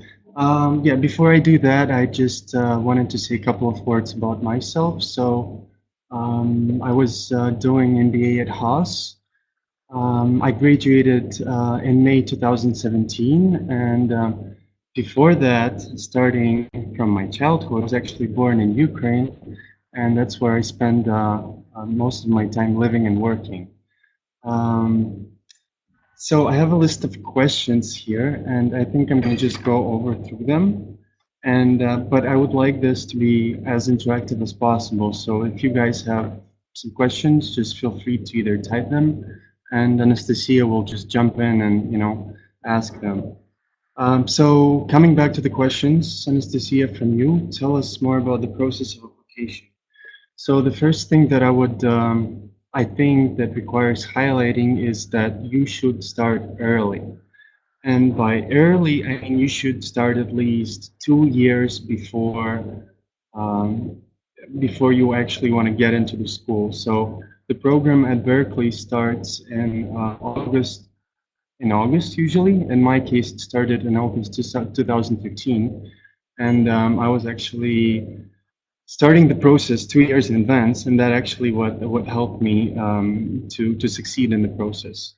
And all the things that I'm telling today is regarding UC Berkeley specifically, or at least MBA schools in the US. So I've heard that previous speakers, they've been talking about schools in Europe, and most likely they have different rules. So this only applies to schools, business schools in the US, and particularly at Haas. So apply early, apply at least 2 years in advance, because if you're willing to apply in the first round, the application closes a year before the start of the program. So this is very important. I have some notes here, so I'll be using so I don't miss anything. Do your research. That's also very important. Like, talk to the students who are currently enrolled within the program. They're always happy to share about their experience, about what's going on in their life right now, about what pitfalls they had while applying, and just in general share their experience. That's the most important thing. Talk to alums, because some of them may be living in your country. There are not a lot of Haas alums living in Ukraine, for instance, but if you're coming from Russia or from the US or other countries, I'm sure you'll find plenty of people who did an MBA in the school that is of interest of you. How many schools did I apply to? Well, for me, the most important thing, I didn't apply to European schools, so I went directly with the US schools, because I wanted to do a classic MBA program with 2 years of studying and an internship in between. So all the European schools, I just took them off the list and focused on the US ones. And among the US schools, I particularly focused on UC Berkeley and Stanford. Both are great schools. They're high ranked. They have amazing alums. You won't have any problems at all finding a job after you graduate from those schools. But the main for me was the location, because I'm primarily interested in doing a career in tech. And both of these schools are located near the Silicon Valley. So location was a big point for me. So I was choosing among Stanford. I was actually applying to Stanford and Berkeley, and I was admitted to Berkeley. And that's one of the reasons why I accepted the offer. And no regrets about that. I'm jumping ahead. You should be aware of that. Why did I choose Berkeley in particular? So location, I just mentioned that. High rankings, but the most important thing, I'd say, is culture. I did my homework and I talked to students from Harvard, like students and alums from Harvard, Wharton, Stanford, like most top 5 MBA schools in the US. And I could feel that the culture at UC Berkeley differs a lot, because it felt like there was literally no competition among students. So everyone was willing to help. Everyone was willing to answer all the questions that I had. They did a lot of intros to other alums, to current students at school. And although I wasn't part of the family yet, I could feel that people from Berkeley, they did so much more to bring me into the family. And there was just this connection, chemical connection between the people I talked to in Berkeley. And I don't know how, but I guess the committee that goes through the application and that looks through the students' profiles, they sort of feel who's a good fit for the school and who's not a good fit for the school. And I just felt a click with the Berkeley culture. Great, thank you, Dino, very much. And what kind of difficulties you've met during your application process? So I'm not going to go into details about all the requirements. I'm sure you're all aware about the GMAT, about the essay, about the references. They're all explicitly written on any school website. But I'm going to tell about my story. So about the GMAT, I actually took the GMAT about 4 years before I applied to Haas. And that was an experience for me, because essentially when I did my mock-up tests in order to see how well could I do at the real test, my highest score was at around 600. And so I was targeting to get 650 on the exam date.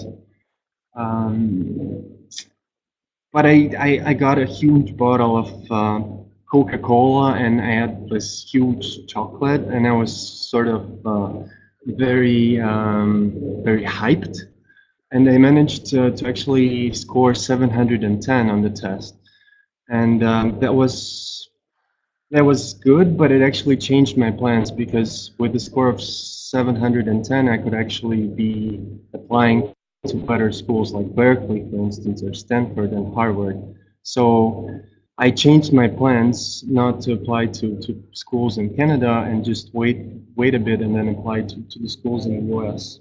So I didn't have any like major pitfalls, but it just, it takes time for you to get ready for the exams, and just make sure you have this time, because you might not do as good on GMAT first time, so you might have to allocate extra time to retake the test, and if you're short on time, you would lose a year, and you would have to reapply next year again. So just make sure you have enough time. Great, this is the fantastic story. And if you have a chance to send a message to yourself in the past, what's your advice to avoid or recommend to do to make your MBA experience better? I wish I had this chance. My time is over, but I would share some of the thoughts with you guys. Maybe you could take a better action on those items. So first of all, I would recommend you to be more strategic about the experience that you're willing to get out of the MBA, because some students do MBA between their work in consulting companies, and they sort of see MBA as an extended holiday, where they get to learn something, get to meet amazing, fantastic people, but still they're not as into studies, or they're not looking for a job, because they already have an offer from their either McKinsey or BCG or you name it. Other students are more sort of aspirational in terms of studies, so they're like completely focused on studies, and they are not spending a lot of time interacting with others, and you should just think about what is important for you out of this experience. Like, talk to other students, like let them share their experience, hear them out, what would they advise you. So be strategic about that. The other thing that I would recommend myself is probably take more risks, because the whole MBA experience is about stepping out of your comfort zone. And the more steps you take, the better the experience for you afterwards. So the learning curve is much steeper.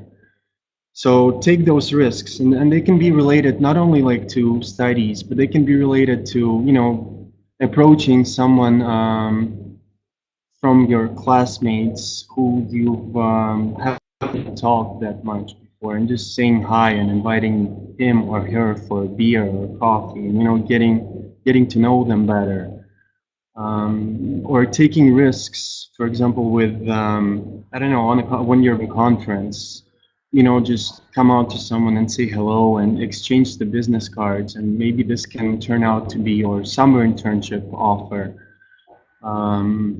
Or even such basic things as just like asking a question during your classes, because in the beginning it didn't feel very comfortable for me to be very active during classes, but when the time passed and when I started actually to taking those risks, it felt much more comfortable, and now I feel that it was part of the MBA experience in general.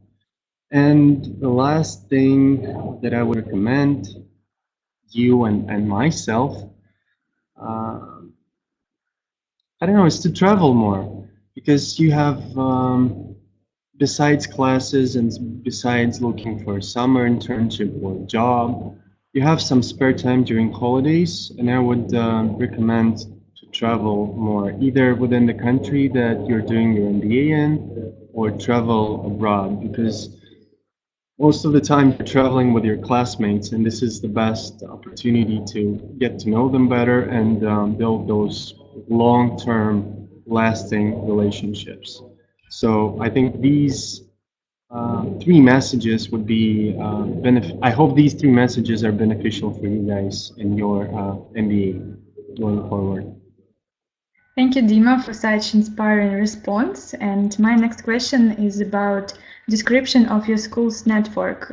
Did you get your best friends in US with whom you communicate till now? And maybe you have some cooperation interesting with your classmates? So among the top 10 MBA schools in the US, Haas has actually the smallest class. We only had 240 students when I was studying, but those students are very diverse. So out of those 240 students, we had 60 countries represented. Amazing class, amazing crowd. Every student is unique in his or her own way.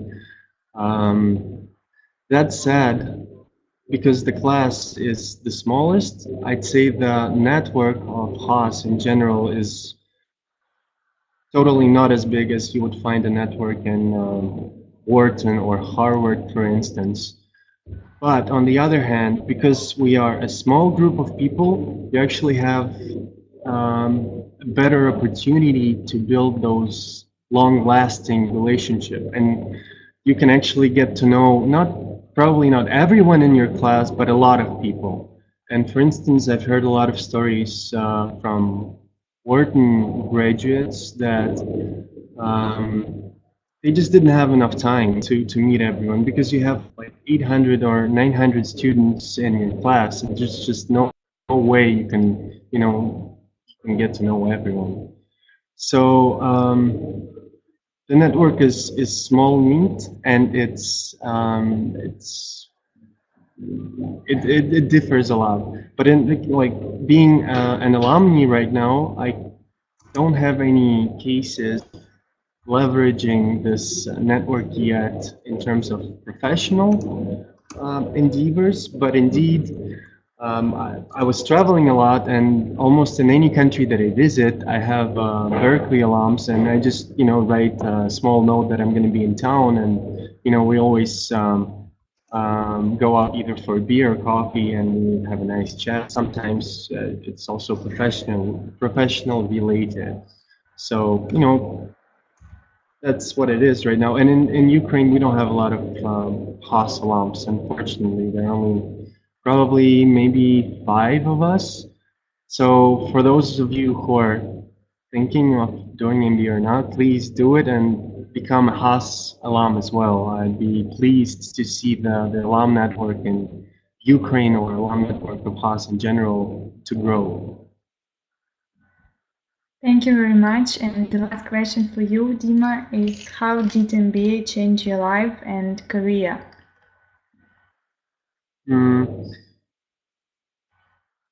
Life. Well, I don't think it changed my life drastically, but it allowed me to have a better understanding of who am I as a person, as a personality. What are my strong characters? What are some of the characters that I need to be working on in the future? And it sort of allowed me to think about what I'm interested in my life, and what do I want to be doing going forward, as not only as a professional but as a human being.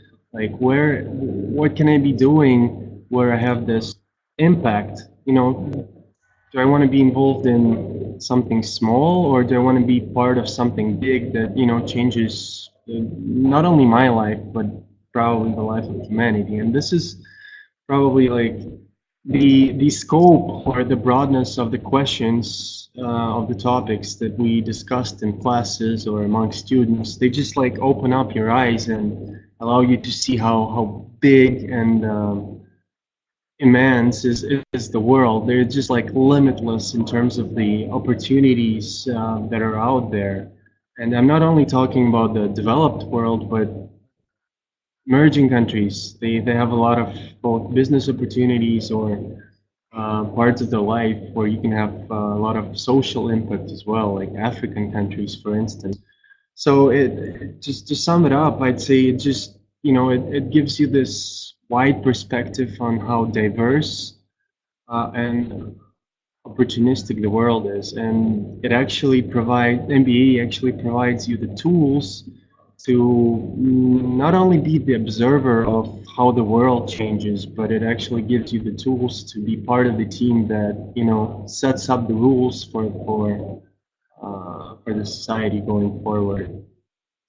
And in terms of professional benefits, well, it opens up a lot of doors for you, especially on the international level.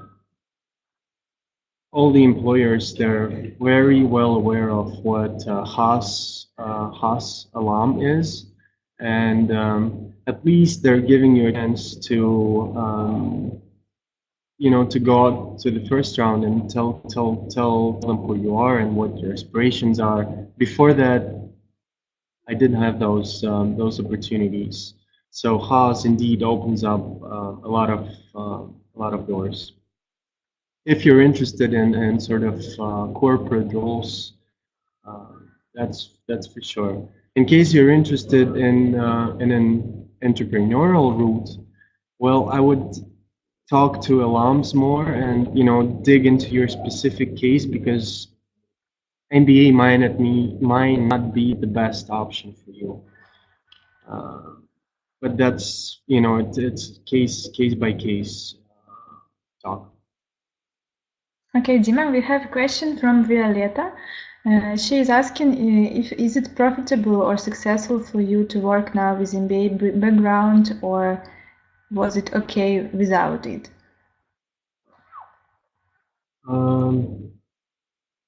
I mean, you could totally live your life without MBA. It's not something that you must do, but it gives you this boost that it would take me much longer to get by just, you know, doing the regular taking the regular professional course that I was having before I took the MBA.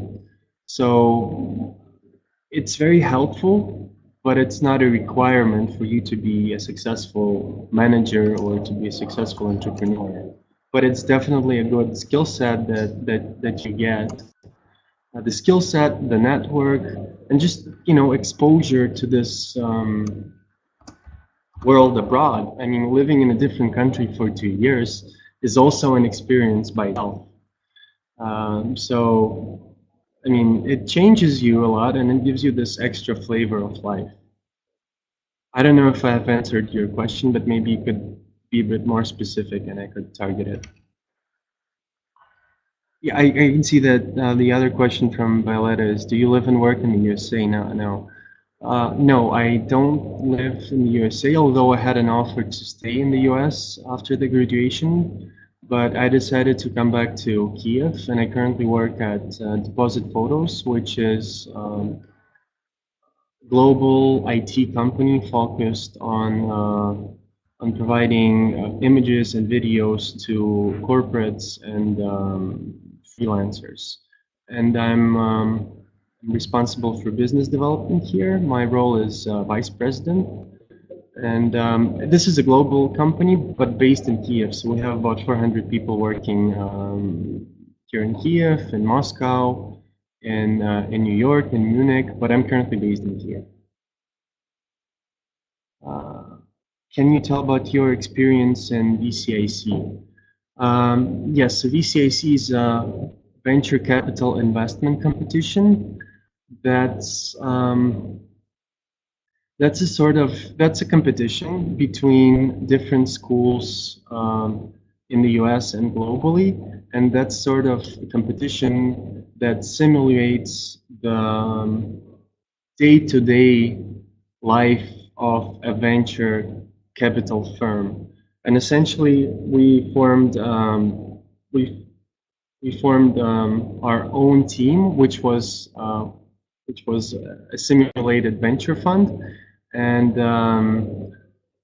we had this opportunity to talk with 5 different startups, real entrepreneurs, and we did our own due diligence on each of them, and that was going live. So when we had one day, like one-on-one meetings, and we did our due diligence, and then we chose one company. We drafted a term sheet for them, and then we presented this term sheet to the real partners of real VC funds. And we explained why we came up with this particular valuation, or why we came up with this particular terms for this company. Why did we choose particularly this company, not the other company? So we had to sort of persuade the real partners that we have to make this investment. And then the last part of the competition is actually you pitch your term sheet to the entrepreneur, and he has to agree that you're the best fund for him to accept the term sheet.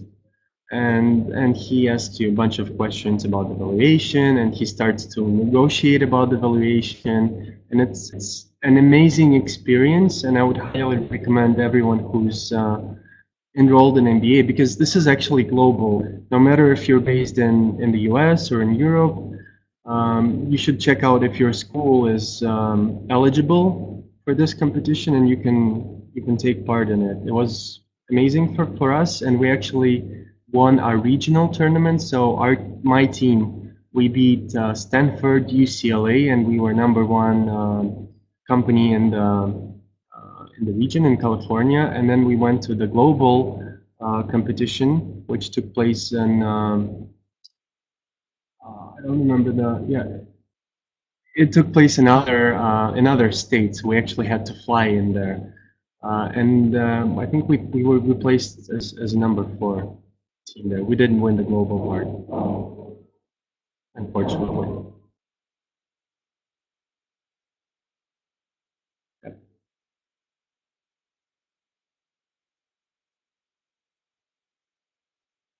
Cool. Dima, thank you very much. Yes. Dima, thank you very much. And it's time to switch on our next alumni from Anna Resnikova. Okay, can I just jump in real quick? So I'm gonna type my my contacts in Facebook. Please feel free to just send me a message, and I'd be happy to answer some of your questions if you have any. This is my first name and last name in Facebook. So good luck, everyone. And if you're hesitating about MBA, like if you're like, I don't know, should I be doing this or not? My advice to you is still do a lot of homework, talk to people, talk to alums, talk to students. And if you're still hesitating, then do it. Because take those risks, step out of your comfort zone, and you're not going to regret about it. Good luck. Thank you very much, Dima. Anna, hi. We don't hear you. Oh, now, yeah. Yes. So Anna, please present yourself. Tell us a few words about yourself, and tell us more about the process of application to the business school you applied for and studied. Sure. So my name is Anna Resnikova. I was born in Moscow and studied there at the Moscow State University, initially at the Faculty of Journalism Communications. And then I decided to change my life and do the master's do the MBA in ESCP Business School. And currently I'm living in Italy, in Milan, working for Vodafone, the telecom company. And so I can share you my experience, which was kind of started from thinking about one thing and then finishing where I am now. So maybe it will be interesting for those who are yet not sure what actually they are thinking to do in the next couple of years. So my story started in 2014 while I was on my last university year in Moscow, and I started to prepare for GMAT because I already had my IELTS.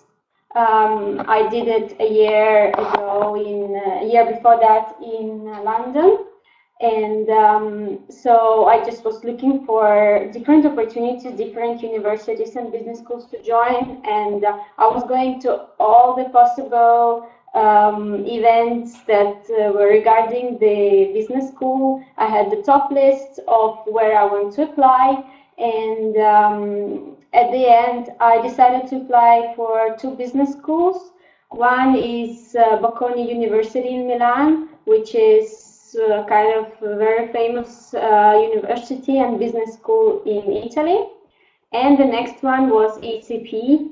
And I can say that choosing between 2 of them, what was important for me is that in ESCP Business School, you could choose between studying in 2 countries instead of 1 country, which was the case of Bocconi.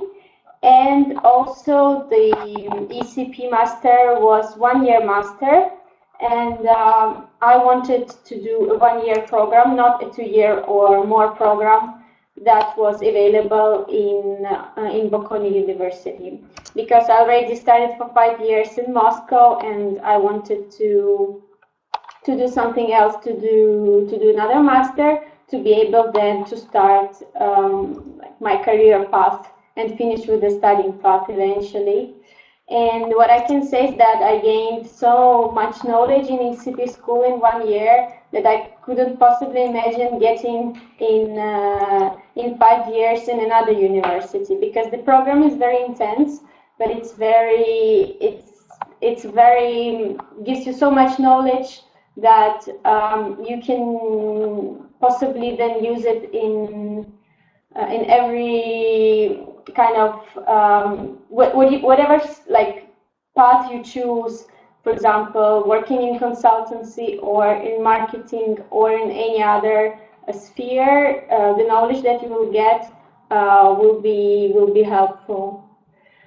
And so what else I can say about my application process is that I was preparing for GMAT, and eventually I also did an SHL test that was possible to do in ESCP, because I found that my GMAT score might not be, I was afraid that it might not be competitive with other students. I just wanted to be sure that that I will get in. So I decided also to do this test as well. So, and then I did the one-to-one Skype interview, and I met the professors from ESCP, and this is how at the end I chose ESCP.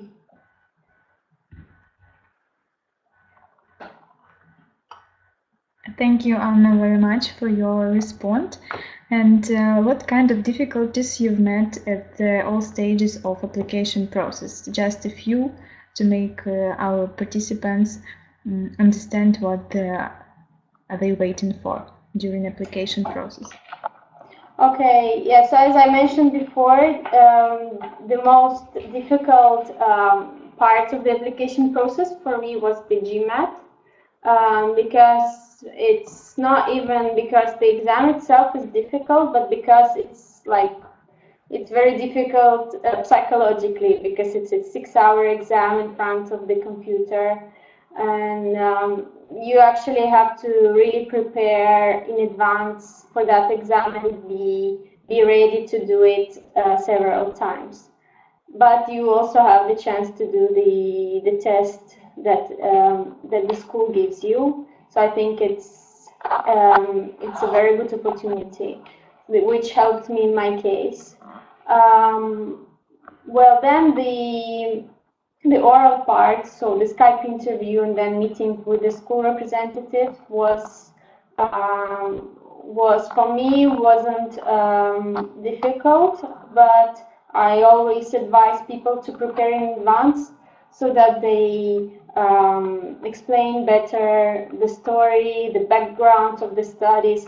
For me, I had to convince also the professors that even though I have the background in communications, I really do want to study business and to change kind of my skills to enrich the knowledge in economics and in all other subjects.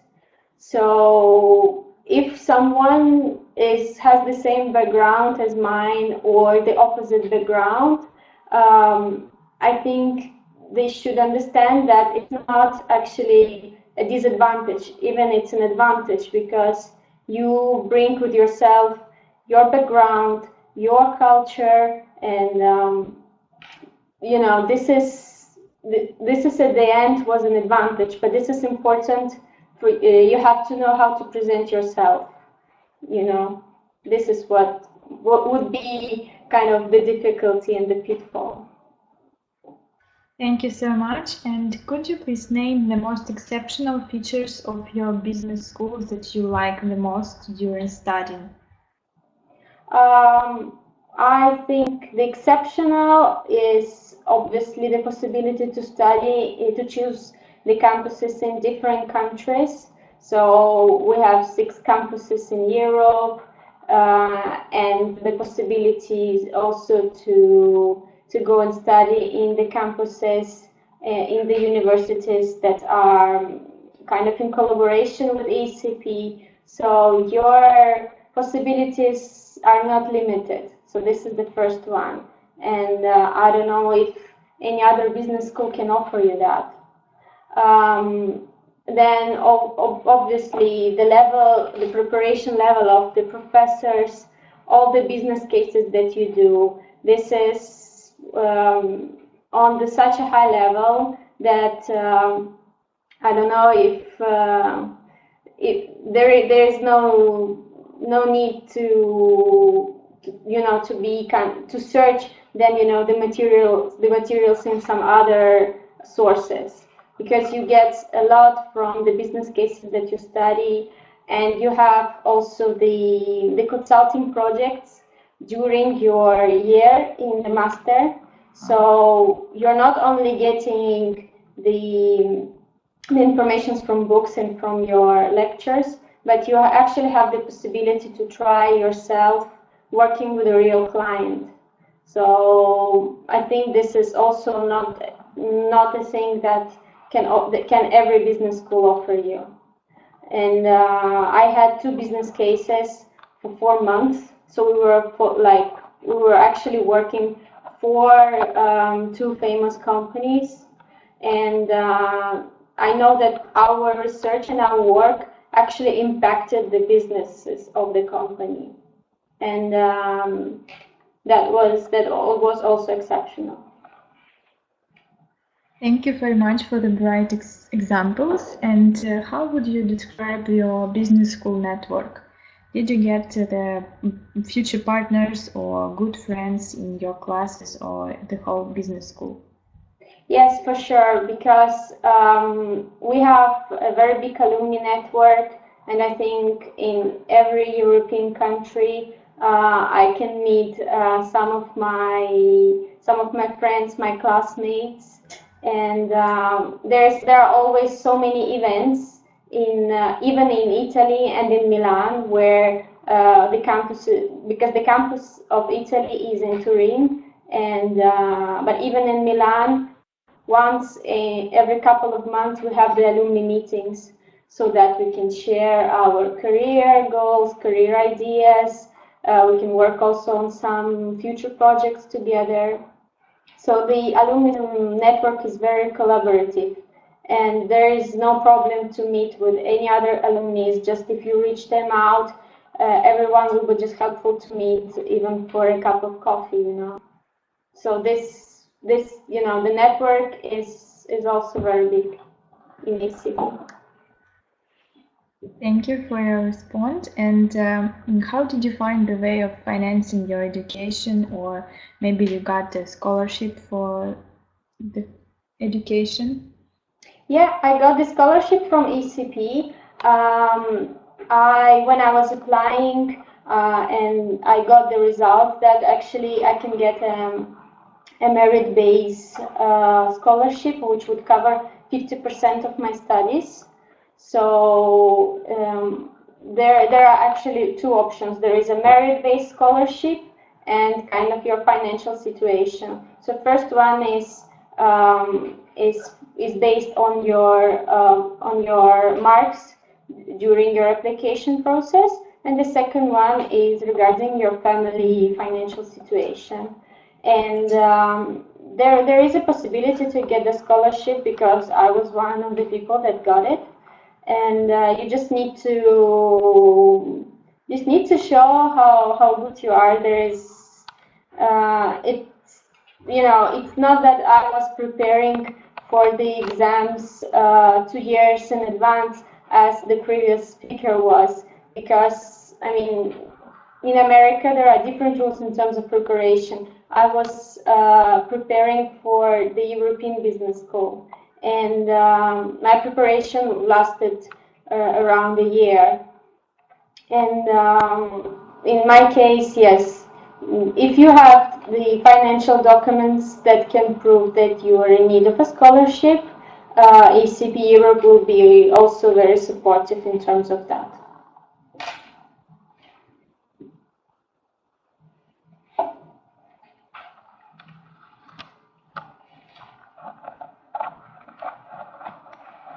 And I think there are also some other questions that you wanted to ask.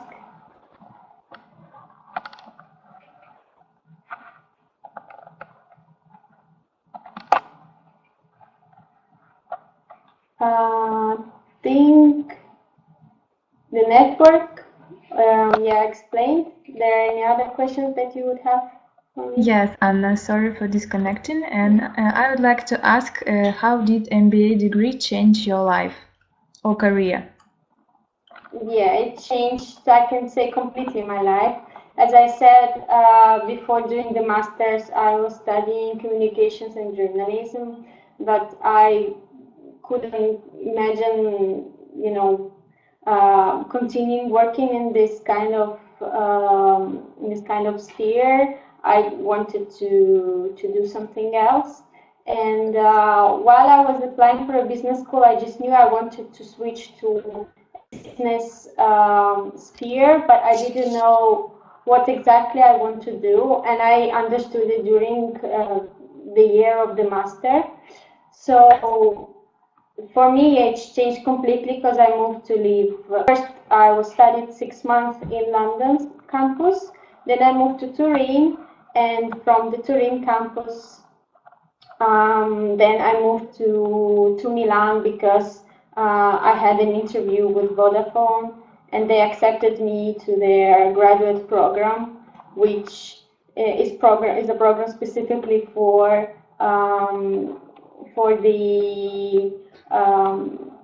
the students that finished the business schools.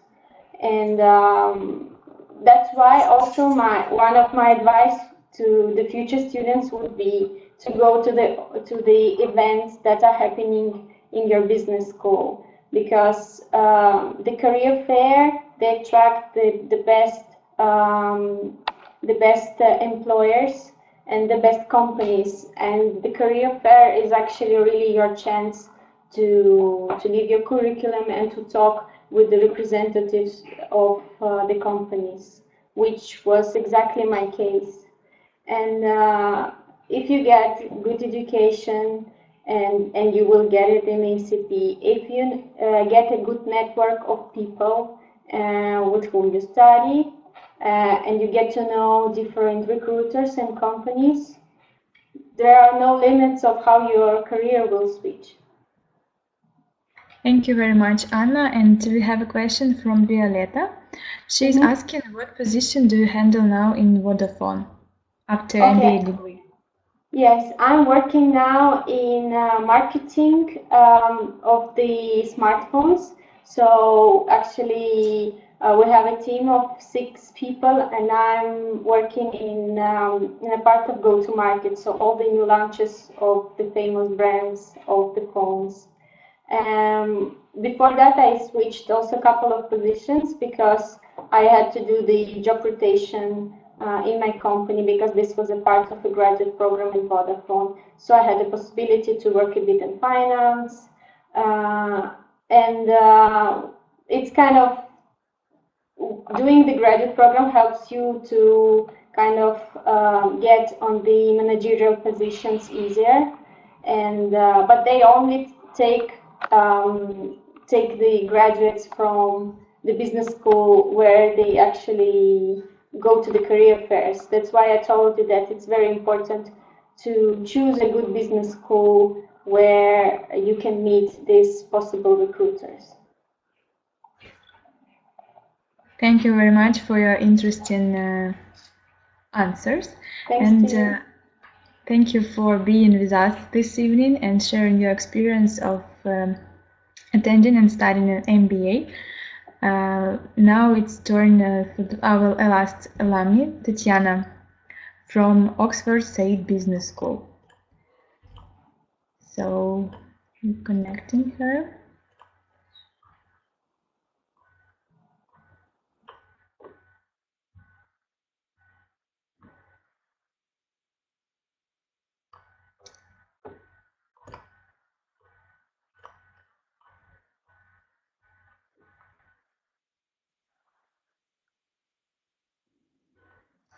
Tatiana, can you hear us well? Do you see me? No, we don't see your face. Sorry. Can you try and send me again just a second?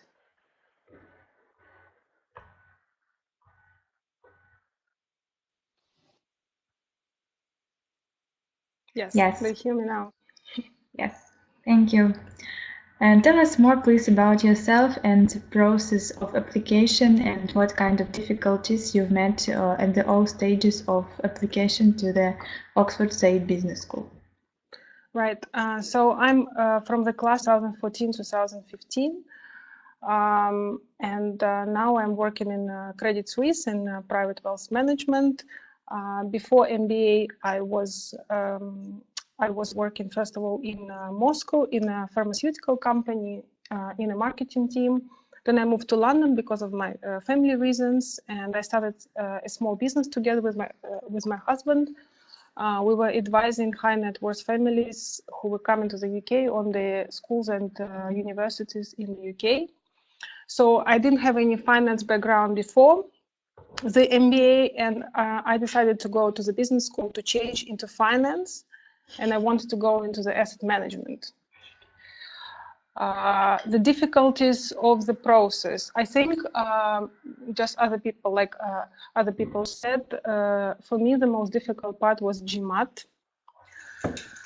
Why was it difficult? Because it's 6 hours exam, and you get tired by the end of the exam. And for me the most difficult part was the verbal part.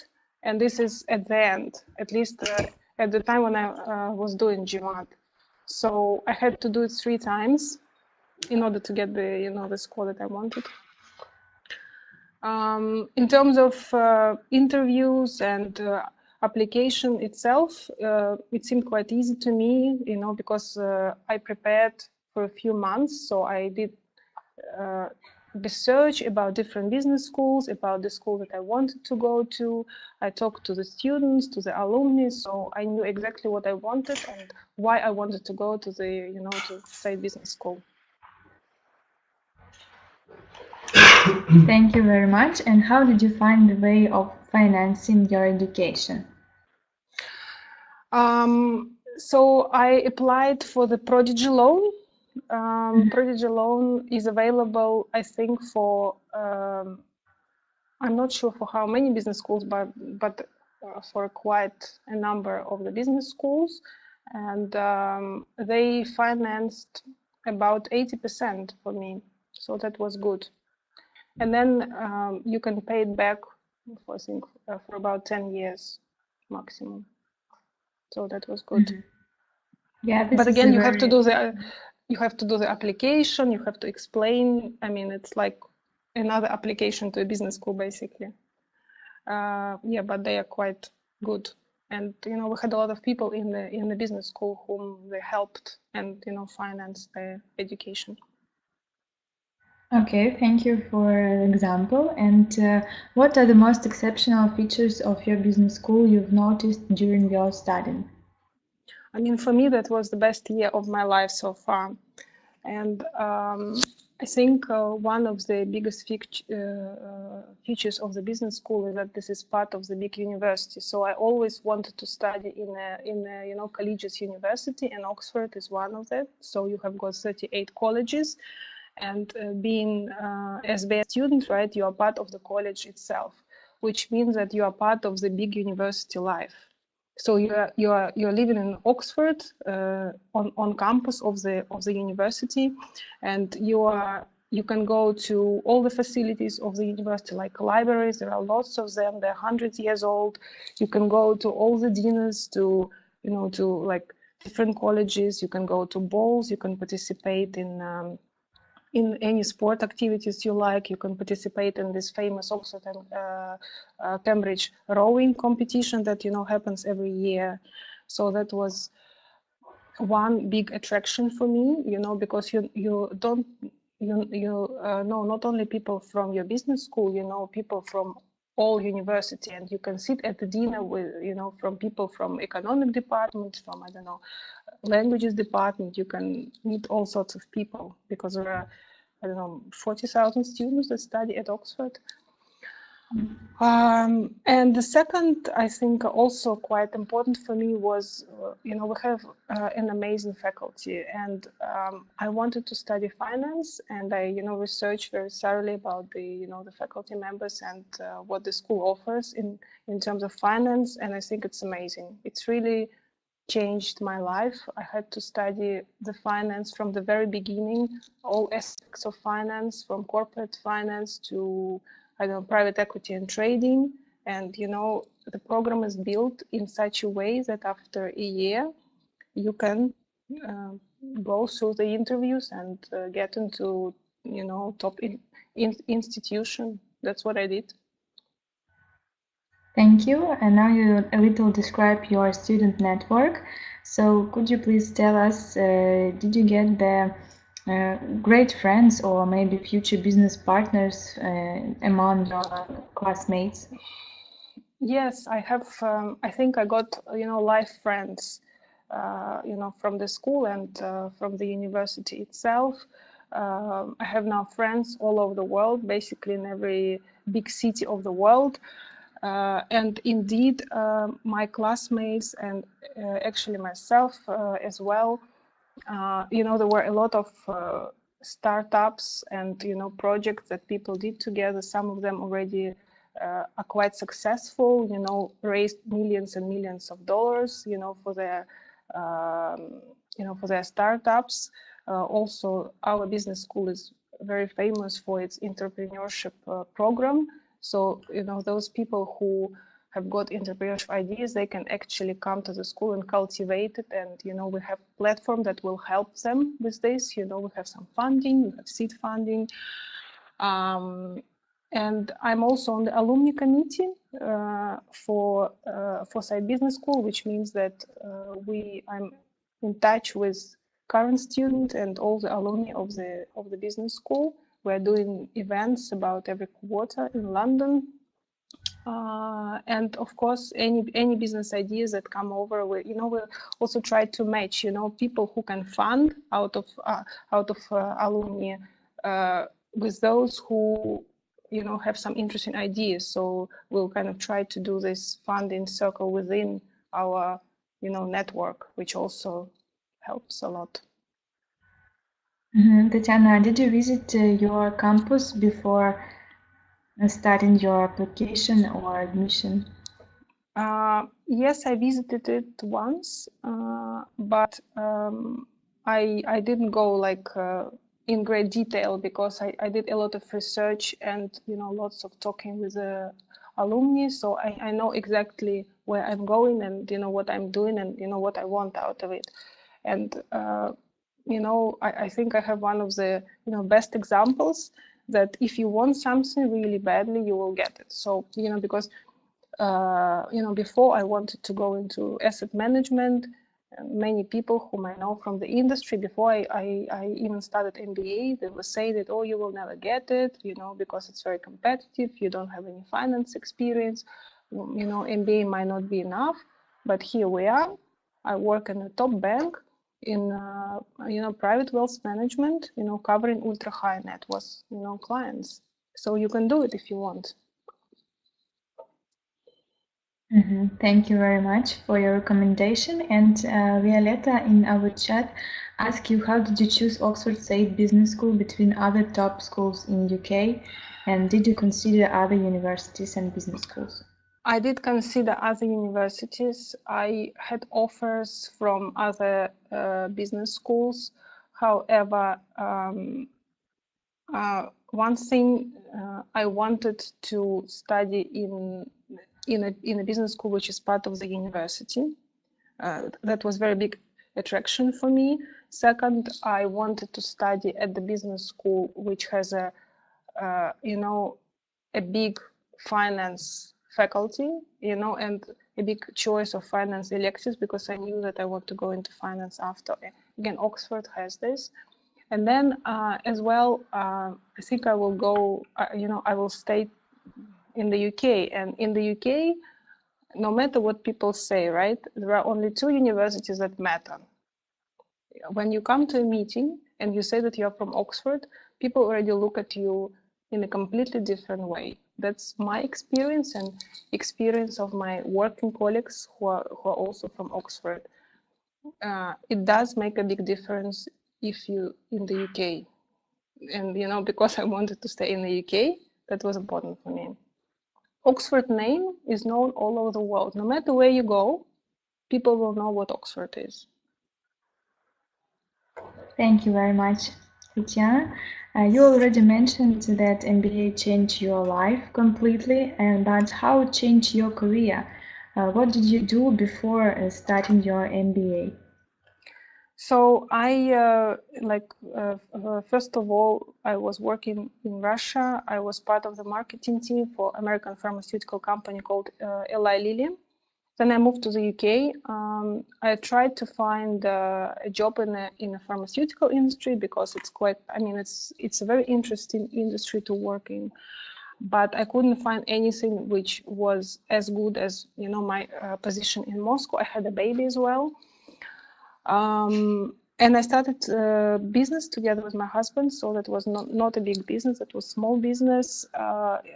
We were advising families, high net worth families who come to the UK on the schools and universities, because there is a big inflow of foreign families who want to educate their kids in English schools and universities. And then on top of that, I myself was doing portfolios of real estate in London, because, you know, London property market is very interesting for foreign investments.